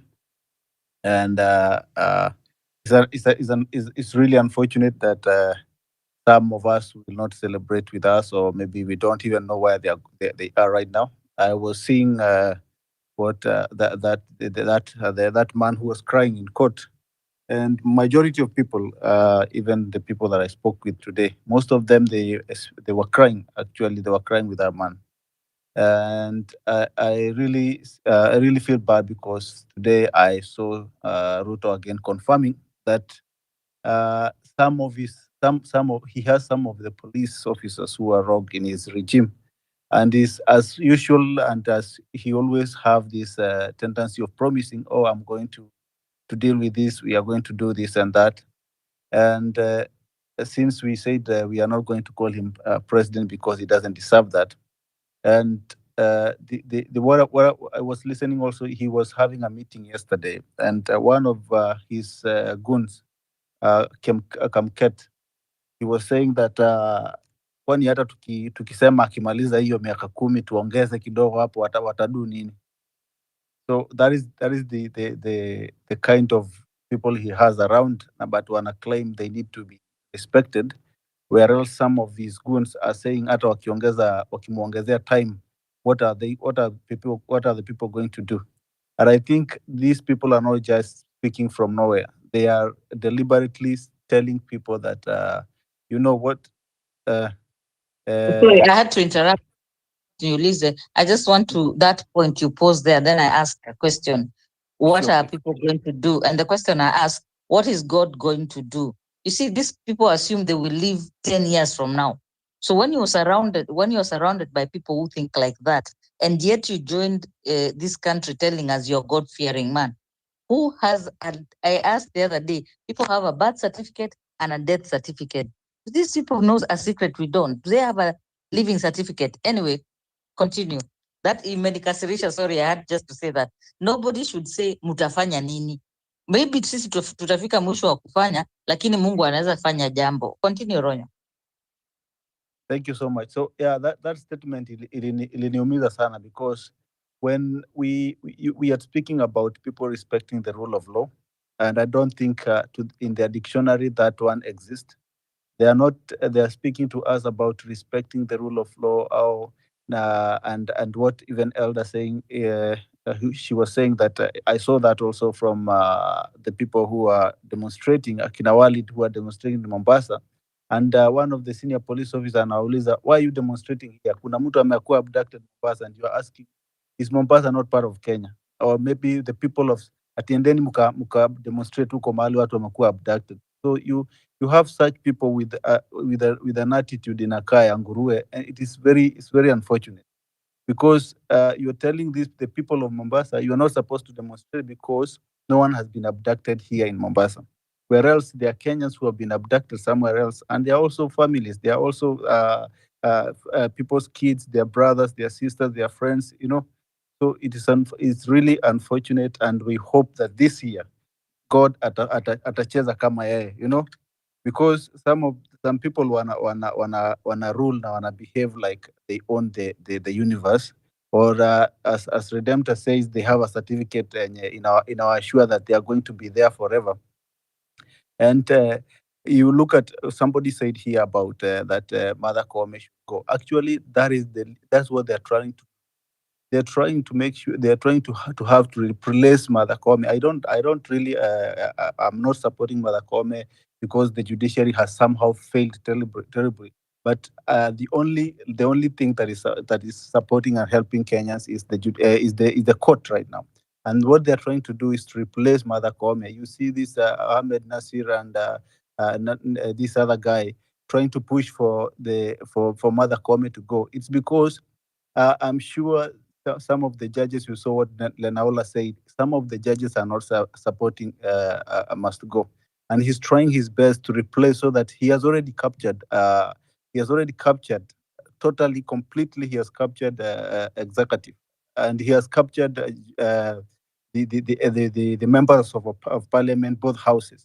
He's trying to capture now judiciary as a whole, but that is where he's still having a problem, and that's why he has some of his people pushing for them to replace Mother Kome. And the reason why I'm thinking is, they said, according to the Kriegler, I think, is it the Kriegler report, or which report, that said they have to reconstitute IBC 2 years before the election. And I think what they're trying to do, and I'm sure they have their own people. By the time they will reconstitute IBC, probably this year by June there, then they'll have a team of their people coming to go against the people who will be appointed, so that they can also delay that, or maybe again go back, have some other people, and then we will surpass that 2 years, that 2 year mark that the constitution says. Then now they will come and say, now because we don't have these people who can who can or we are beyond what the constitution says, that we should have a IBC within 2 years. So let's push this election maybe to 2028 August, or 2029 August. So that means the other election automatically in I think it's 2030, or whichever year, they will push it ahead. So this is what they are saying, and even the Kamket, the Charalgay, these guys who are, whatever they are saying is deliberate, and I think Ruto is trying to push them to test the waters. And that's why they don't want to deal with agencies who are not buying this bullshit of tribalism, of kingship, the issue of who is who is controlling which region. They're having a big problem with agencies because they have a free mind. They are having a problem not only with agencies, because also all the generations right now, they are saying, we are not buying this bullshit of, I come from this tribe, I come from that region, I'm my leader from it's Kalonzo, my leader is Rigiji, my leader is Mdavadi, my leader must go. So people are not buying this bullshit. They have been selling and commercializing the issue of tribalism for long. They have commercialized religion for long, and some of their product that they have been using to win election, they are running out of those options, because religion somehow is now into pieces, because the part of religion they are not supporting must go. The Catholic AIC is not supporting must go. So he's having these few churches that are hungry for cash. They are trying to get what the other churches have been getting. They're trying to run also for them to get those handouts. Those are the people supporting him. So he's trying to see, one of my product, which is religion, is going that is out of the picture. Tribalism is out of the picture. So they're trying to find what are the things that we can bring in the picture, so that we can stay in power for long. So the problem he has right now is that the young people are educating their parents. When I call my mom, I talk to her, and I inform her, or I educate her on whatever is happening, and she even have more information more than me. So even our parents, they are listening, and they are seeing whatever is happening, and they're saying, no, this one cannot happen anymore. So they're having a problem, because we have a country with young people who have a lot of wisdom and knowledge of everything that is happening. And vile alisemanga yeye mwenyewe, wajinga wameisha, hakuna wajinga Kenya. We have young people who are questioning everything, who now read the constitution and knows what they deserve. So the problem that they're having is, okay, how are we going to deal with these young people? And the only solution they have is to abduct them, is to beat them, and na kuwararulia shati kama vile wanafanyia Joshua. Look at mtu kama Joshua, ni mtoto mdogo, ni warika na George. But they will frustrate this young man. They will frustrate every other young man who is trying to say what we deserve is good governance. So hiyo ndio kitu inawasumbua. You see, Ruto ni mtu mwenye akona he has a pattern. Now when that pattern is interrupted, anakuwa disorganized, kwa sababu his pattern is to make, na ile kitu imeingia kwa akili yake, anataka ku make sure that everybody obeys him. Like somebody said here, he has advisors but yeye ndiye ana advice. You look at right now, watu wameanza, niliona one of his blogger akisema that if Kindiki will not speak, wataswear in Farouk to be their deputy. And I was saying, let them waswear hata ng'ombe zenye wanataka kudunga to be their deputy, because hata Kindiki is not helping anybody. So now Kindiki is nini yake is cooked, kwa sababu ameenda akakuta reality imechange, sio vile alikuwa anaona. So the thing is, Ruto is trying to make sure that every other person anamuobey na they are dancing and singing and worshiping him. And I thank God that the people and all of us who are pushing for this, and we should not let spirit yetu isirudi chini. We should not give up. We should not give up. Let's continue uniting and continue pushing out this issue of useless idea of tribalism. I come from this place. Your problem is my problem. When I am in Narok, when we don't have electricity, we don't have good roads, that problem, whatever we have there, haitafikia mtu mwenye ako Mombasa. Watu wa Mombasa wakuwa na zile products wako nazo huko, hazitafikia watu wenye wako Kisumu. So what we need, it doesn't matter where you come from, the unity is the most important thing. We unite together as one and fight these useless people and this group who have gathered to make sure that they're controlling every other person. Wanajaribu gang up. The thieves are trying to gang up and bringing all the collected ile pesa zote wameiba wanaweka kwa kikapu kimoja, ndio wajaribu ku control everybody. But we are saying no to that, and we are saying this 2025 is a new year where we are going to reset. We are going to reset every other part that is broken in our country. We have to make sure that we are bringing sanity into our country and the moral fabric that they have already destroyed in the country. We have to make sure that we have changed that. We have changed that, and they don't want us to speak the truth. And that truth, because the government of Ruto is really wamekula uongo until the moment somebody speaks the truth, inaanza kuwa choke. So they don't want the truth because the truth is in our nyonga, and that truth is what we are going to feed them until they faint, until they die. And venye alisema mambo ni matatu, and I was saying either wahame, hata hao vile alituambia wahame Kenya waende, some of them will not go to heaven. So we respect them, but respect we will give respect if they give us respect. If they don't give us respect, we are not going to respect them. And part of them not giving us respect is them not giving us good governance. They have disrespected us enough, and we have no hakuna sasa break. So we are going to give them fire as they are giving us fire. So thank you so much, Redemptor, KOT, and every other person. And God bless you and Happy New Year. This year is year of good governance. God bless you all. Thank you very much, Ronyo, and thank you for always coming to all my shows. I don't do this for myself. I do this to encourage someone. Thank God you're back to play for us something. KDKOT, umenyamaza sana ukapotea, sijui kama umeenda kwa balcony ukaona fireworks. Talk to us, hatuja kusikia for a while.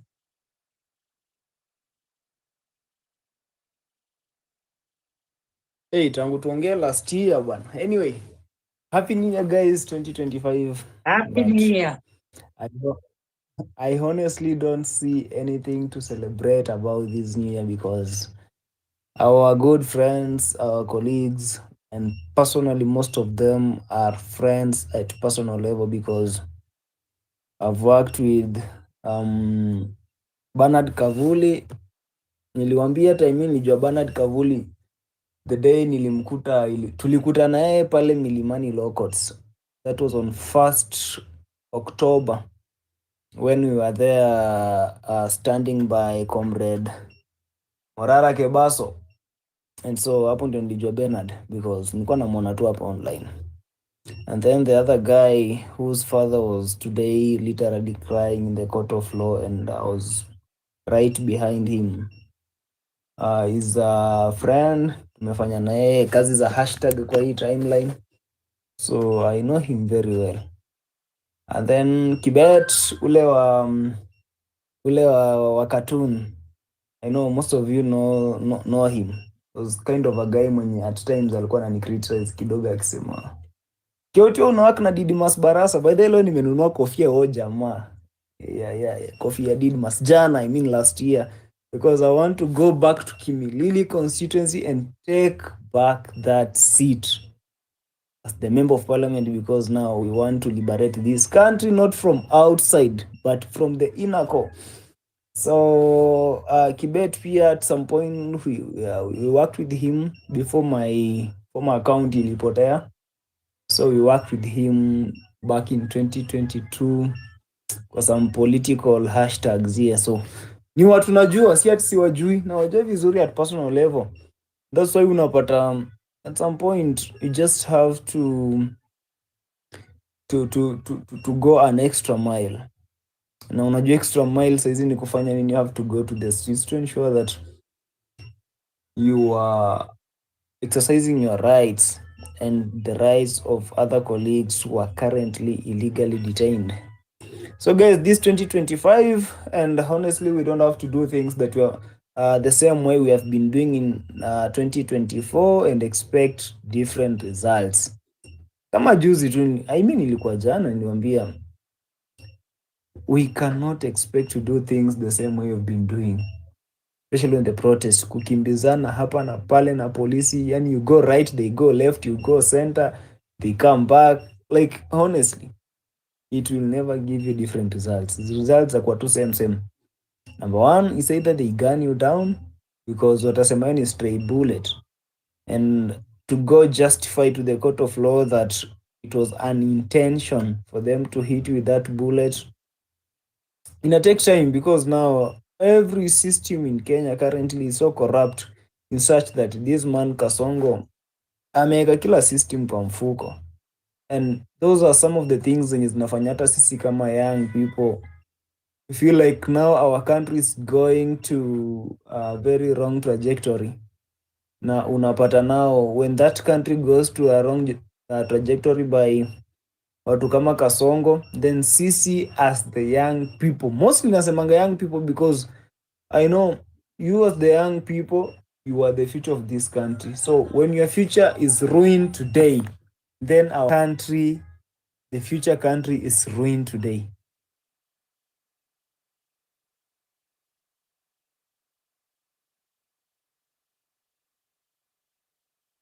Keuchi umepotea. Keuchi, is it me?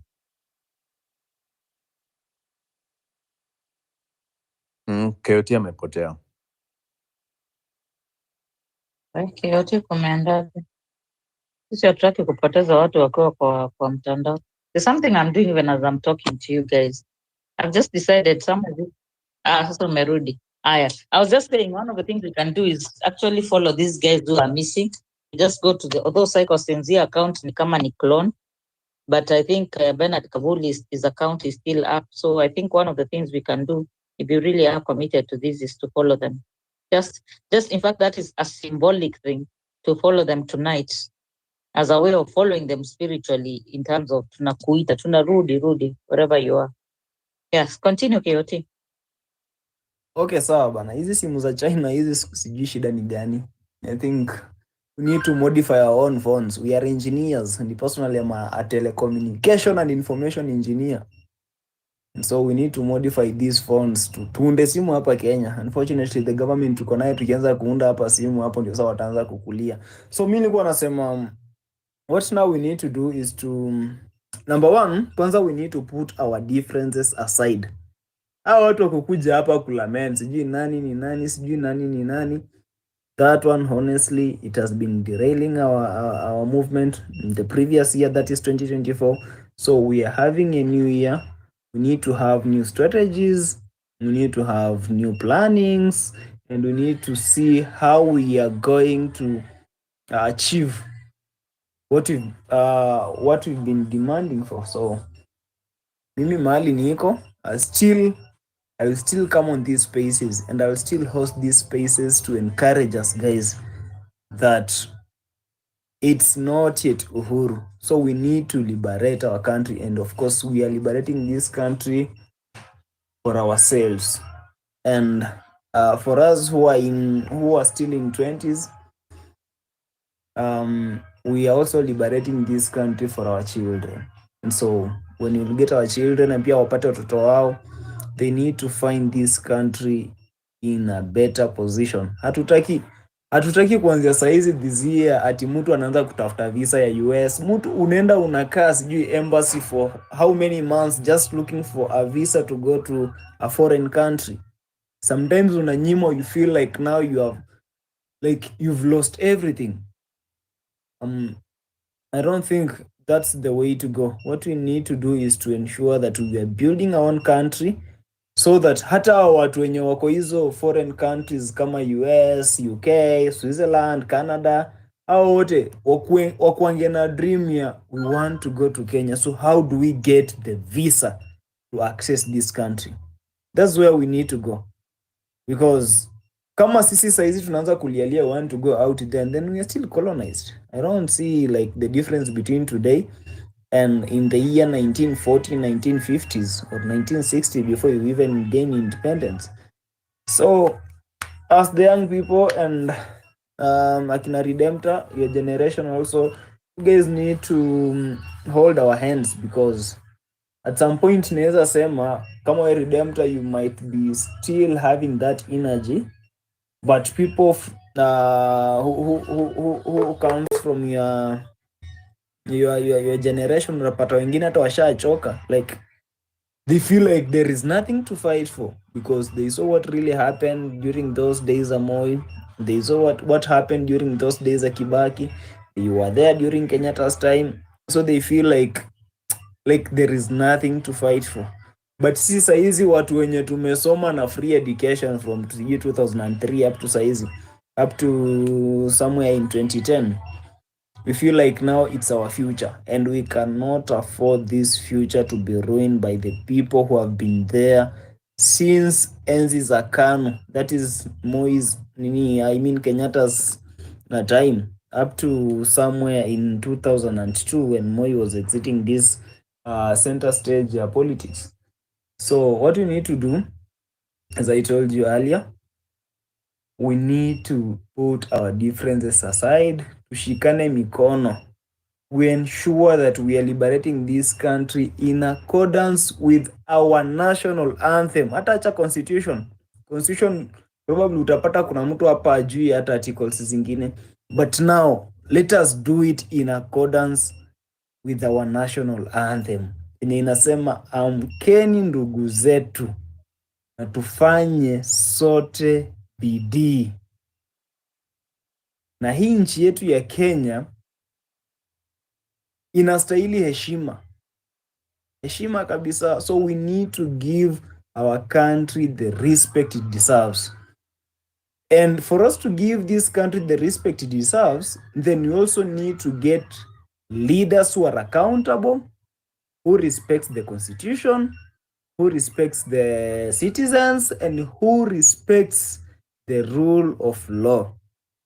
So if you're going to put that in consideration and we get those leaders, then we would have fulfilled all the stanzas of our national anthem. Stanza 1 inasema we have our shield and we need to defend our nation.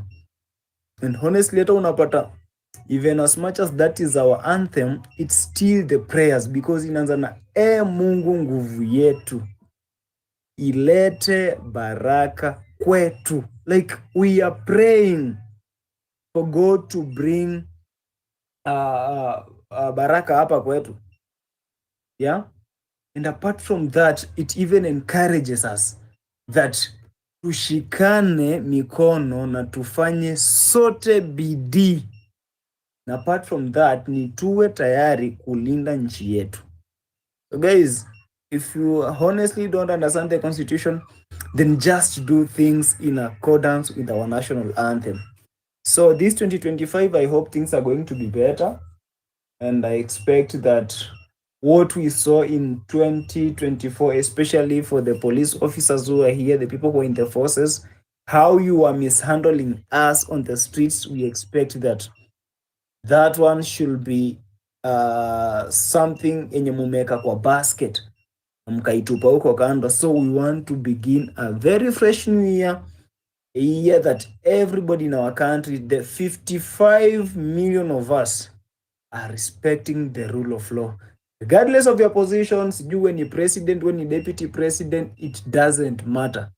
The constitution is the supreme law on the land, and everybody must respect it because there is nobody who is above the law. So Redemptor, mimi what I wish is to request you guys for your generation as well generations zingine za huko nyuma sijui kina baby boomers, guys give us support because your support itafanya like pia sisi tukuwe na nguvu. At times I even block my parents because they give you negative energy. They are like, mbona unaenda kwa streets? Oh, mbona una post jina ya president? This guy will come for you. And I'm like, do you think we are still in that era of Daniel Moi? No, we are not in that era. Saizi we are in our own era whereby we decide for ourselves what we want. If we want to have a better country, then we decide for ourselves. If you want to ban this country, and then the decision still lies in our hands. But of course, we are not that evil like our leaders that we are having now. We can never ban this country.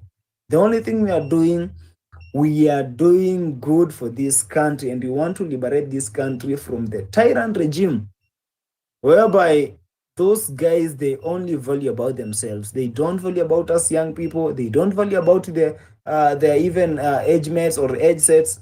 They don't value about anybody. They only value about themselves, their families, and their close friends. So what we are saying is that this country, the government we are having, like the government we need to have, it must obey the rule of law. So guys, mimi sipendangi kusema mambo nyingi sana, but I just want us to mean what we say. Let us do actions, because mimi nilikuwa nasikia watu wanasema oh, sijui nowadays Wakikuyu ndio wanaleta hii sijui nini, like tribalism, yani left right center is tribalism. Sijui Wakikuyu wamefanya nini, oh sisi kama Wajaluo, like you wonder so mtu anasema nini. And honestly you find out that those people who are coming on the street, the young people, hata mkiangalia kwa hiyo list yenye watu walishikwa, it was well represented that almost every nini community in our nation was represented, because we had people from Nyanza, we had people from Western, we had people from Rift Valley, we had people from Central, we had people from Eastern, we had people from Coast region who were arrested. Hakuna ati walienda wakasingle out wakasema we ni Mkikuyu sasa because you guys mnatusumbua saa hizi ujeni hapa tuwashike. No. Those people who are arrested, they represent the face of the nation, because kila mtu wako huko, like wewe kama uko sijui Western na unanunua unga na 200 bob, there's no difference from that person who is in Rift Valley because you are buying the same price. Yeah, so what we need to do, let us learn from vitu kama hizi zenye like vitu zimefanyika leo kina Joshua kiwa hapo cell. Let us learn from that, kwamba your community can never rescue you. The only person who can rescue you is yourself. So it's high time for us to do away with the tribalism, because even if today I elect my tribesman as a president, let me give you an example of the gold scammer naitwa Etangla. If today I elect him as a president because he comes from the Luya land, then whatever I'm going through now today, it will still remain the same if that person doesn't change the entire country, because nobody will identify you as sijui ni Mluya zawe kuja hapa bana unga watu wananunua 300 wewe unaona 150. Nobody will identify you as wewe ni sijui wewe ni Mkisii. Now that we have Matiang'i as the president, sasa wewe utabai something with a low amount. Nobody. So what I'm trying to bring back, to drive home, is that tribalism will not take us anywhere. Let us refrain from that to ensure that we are moving together as a nation. Because at some point, me, I feel like to end this tribalism now, let us have like nakwanga na ujinga by the way. At times I feel like because nataka niende hii tribalism, then let me engage in polygamous matter so that I can get even wives from all 40 sijui ngapi tribes, in such that siku ingine nikifikiria that Wakikuyu ni wabaya, I have a son or a daughter from the Kikuyu land. Siku ingine nikifikiria sijui Wakamba ni wabaya, I have a son or a daughter from the Kamba land. Siku ingine nikisikia ati sijui Wakisii ni nani, still I have a son from that community. So I cannot nimekuonea 18 ati 42 wives. Haya, sawa. You simulate, like I'm giving an example of what I've been thinking. Like you see, I can actualize on that. I'm just trying to bring out a sense that it is now high time for us young men. Wacha sana niwafunze kidogo. Let us do intermarriages because ile yenye mnaambiwa sijui don't marry from a certain tribe sijui wanakuanga aje, hiyo ilikuanga vitu za kitambo and they cannot dictate for us like sijui nitasemaje. Anyway, Redemptor, I hope you get my point. That's what I wanted to drive home. Happy 2025, guys. Let's forge forward and the struggle continues. Thank you very much KOT. Najua namba yako watu wanaijua, nimesikia stima ikibip hapo ikidai. So ni mwaka mpya hii stima imelia tangu August, uzuri ijaifika 0, inafikanga 1.2 inabaki hapo. Namba ni hiyo, tutumeni hapo ninunue stima bana. Bwana huyu anahitaji token people. Thank you very much. You know, these are actually Gen Zs, Joshua and KOT Sonko. And sometimes let me just confess, you're wiser than your age in terms of you're soulful. You know, you talk like tumbabas, to not like really people who just got out of uni the other day, and that's a compliment. That comes from a nice place. So I'm very proud of you. I keep saying that. And Joshua, I really do hope I meet the young man that you're describing. And those who don't know, Larry Madeo did tell his story that at the point they are holding his friend outside Parliament and they've wrapped him in a flag. And you can imagine the kind of resolve, the kind of determination they must have had, that some of them have never seen someone lose their life, like breathe their last breath. But this guy loved his friend so much that walipomrap na hiyo bendera, he holds his hand.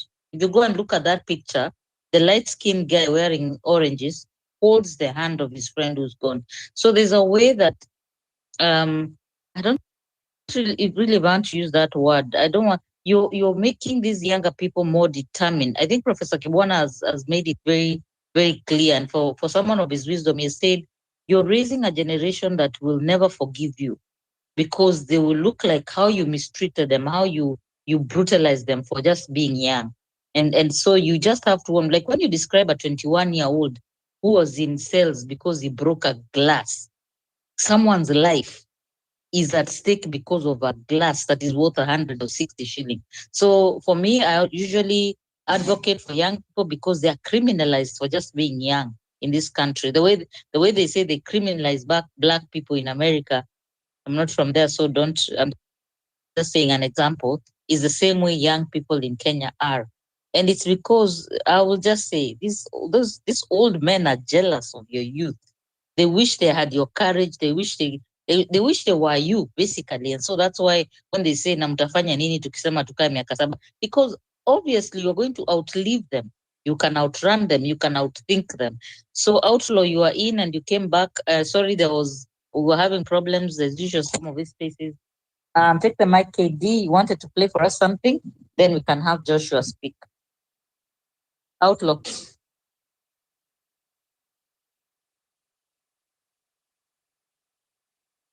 Outlaw, can you unmute and talk first?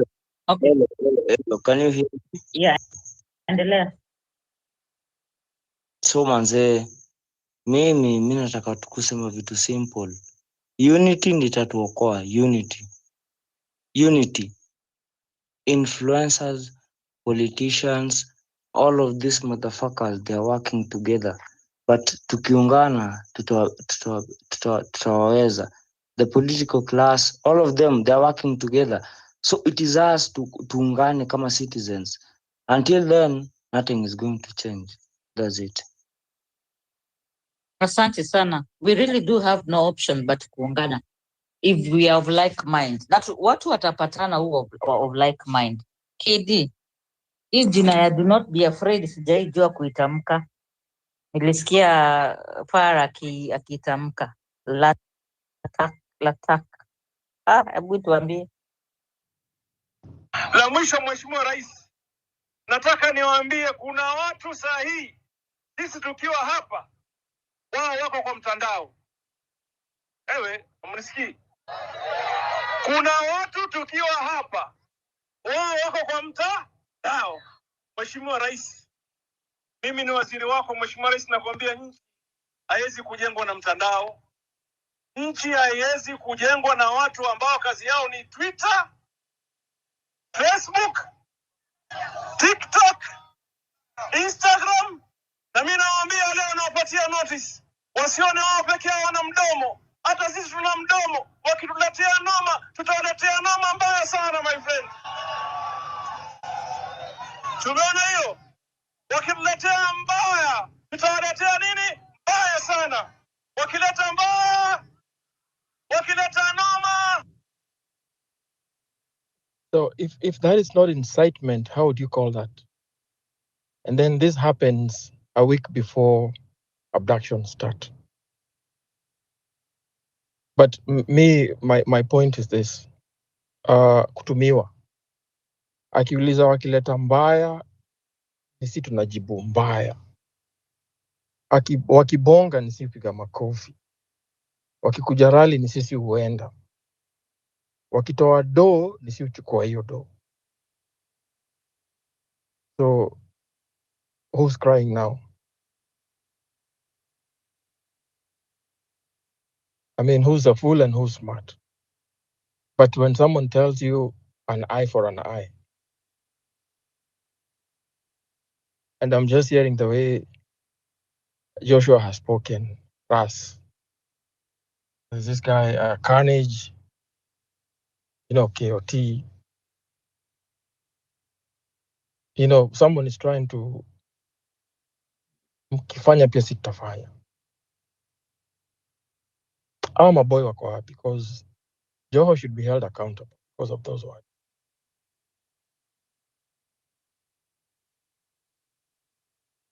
Thank you.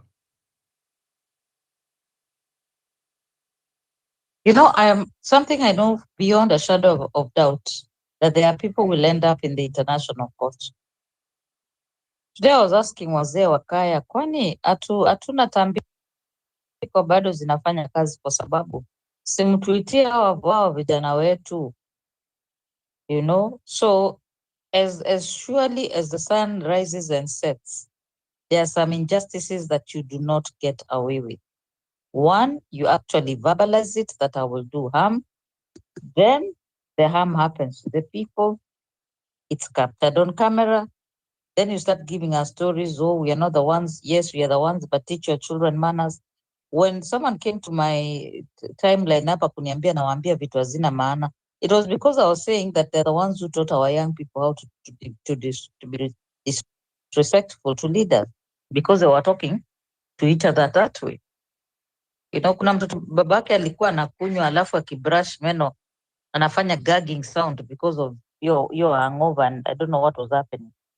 So one day mtoto akamuuliza, leo dadi, mbona hujafanya hivyo? And that's how he stopped drinking. So people are always watching you.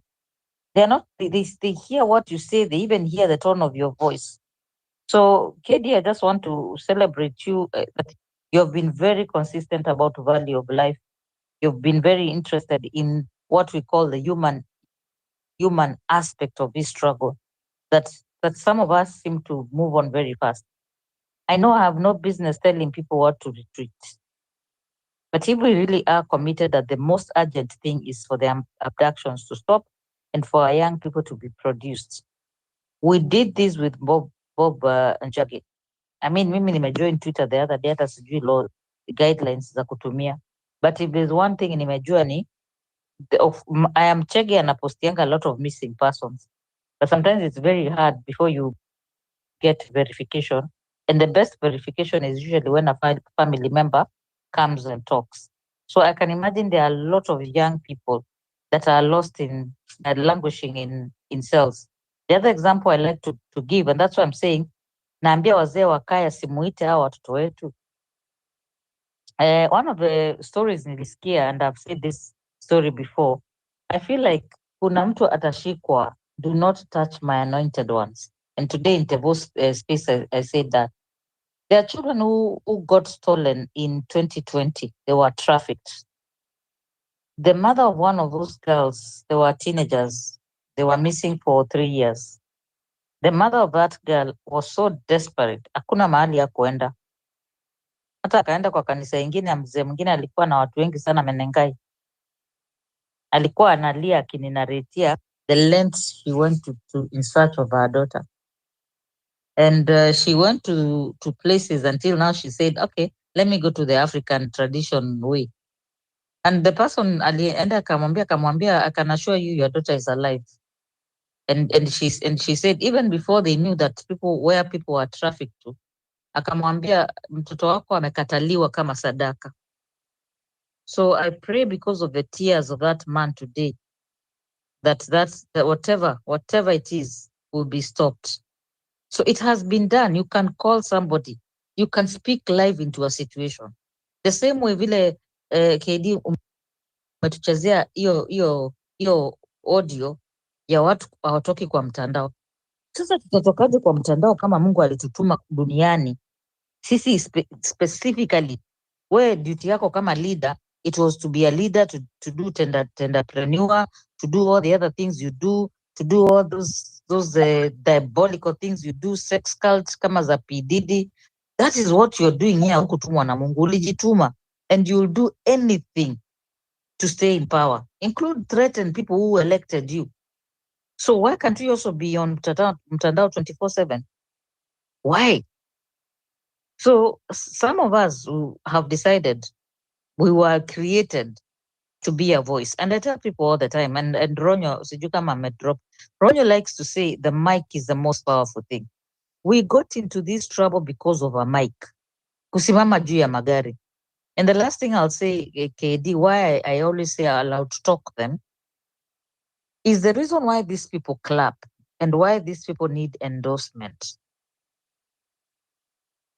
Even if you don't want to believe about energies and spirits transfer and everything, even just in common sense, affirmation, like hata mtoto wako akianguka, toddlers, when they fall and nobody notices they are fallen, they pick themselves up. But if you notice they are fallen, they cry because they saw their attention. So these people are attention seekers. They are very insecure. They have to be affirmed asubuhi, saa sita na jioni. Somebody has just said here, how come they know everything that we do online? It means this is their nightmare. I don't believe in vigilante justice, but there are stories that I see that end up making bestsellers. Right now, we have the case of Luigi. Luigi is a young man who shot an executive because of insurance. I've followed that story. I can't tell it now because I have to collect as much information. But apparently, although he was a rich kid, in America, once you're on your own, you cover for your own medical cover. So he had a back problem and he was due to have some surgery. So there's this crazy thing they were doing about medical cover that ukipelekwa theater na you need more anesthesia, you have to sign a form because the insurance will not pay. So there were crazy things. People talked about it, people talk about it. He took matters into his own.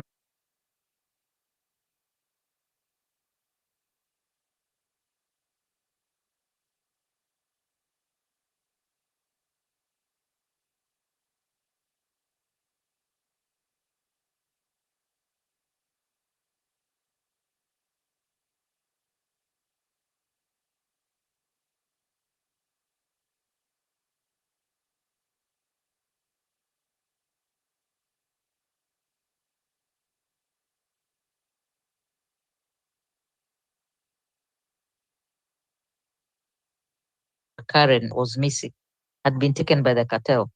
When she came home, she was in a zombie mode, in grief, and she was in denial. But one day, the daughter says the mother got up and showered and dressed very well and put on her makeup, and she stepped out. And she decided to bring justice for her daughter. They say she went on to know exactly how many people were involved, everything they did to her daughter, including the fact that one girl tortured her because she was pretty.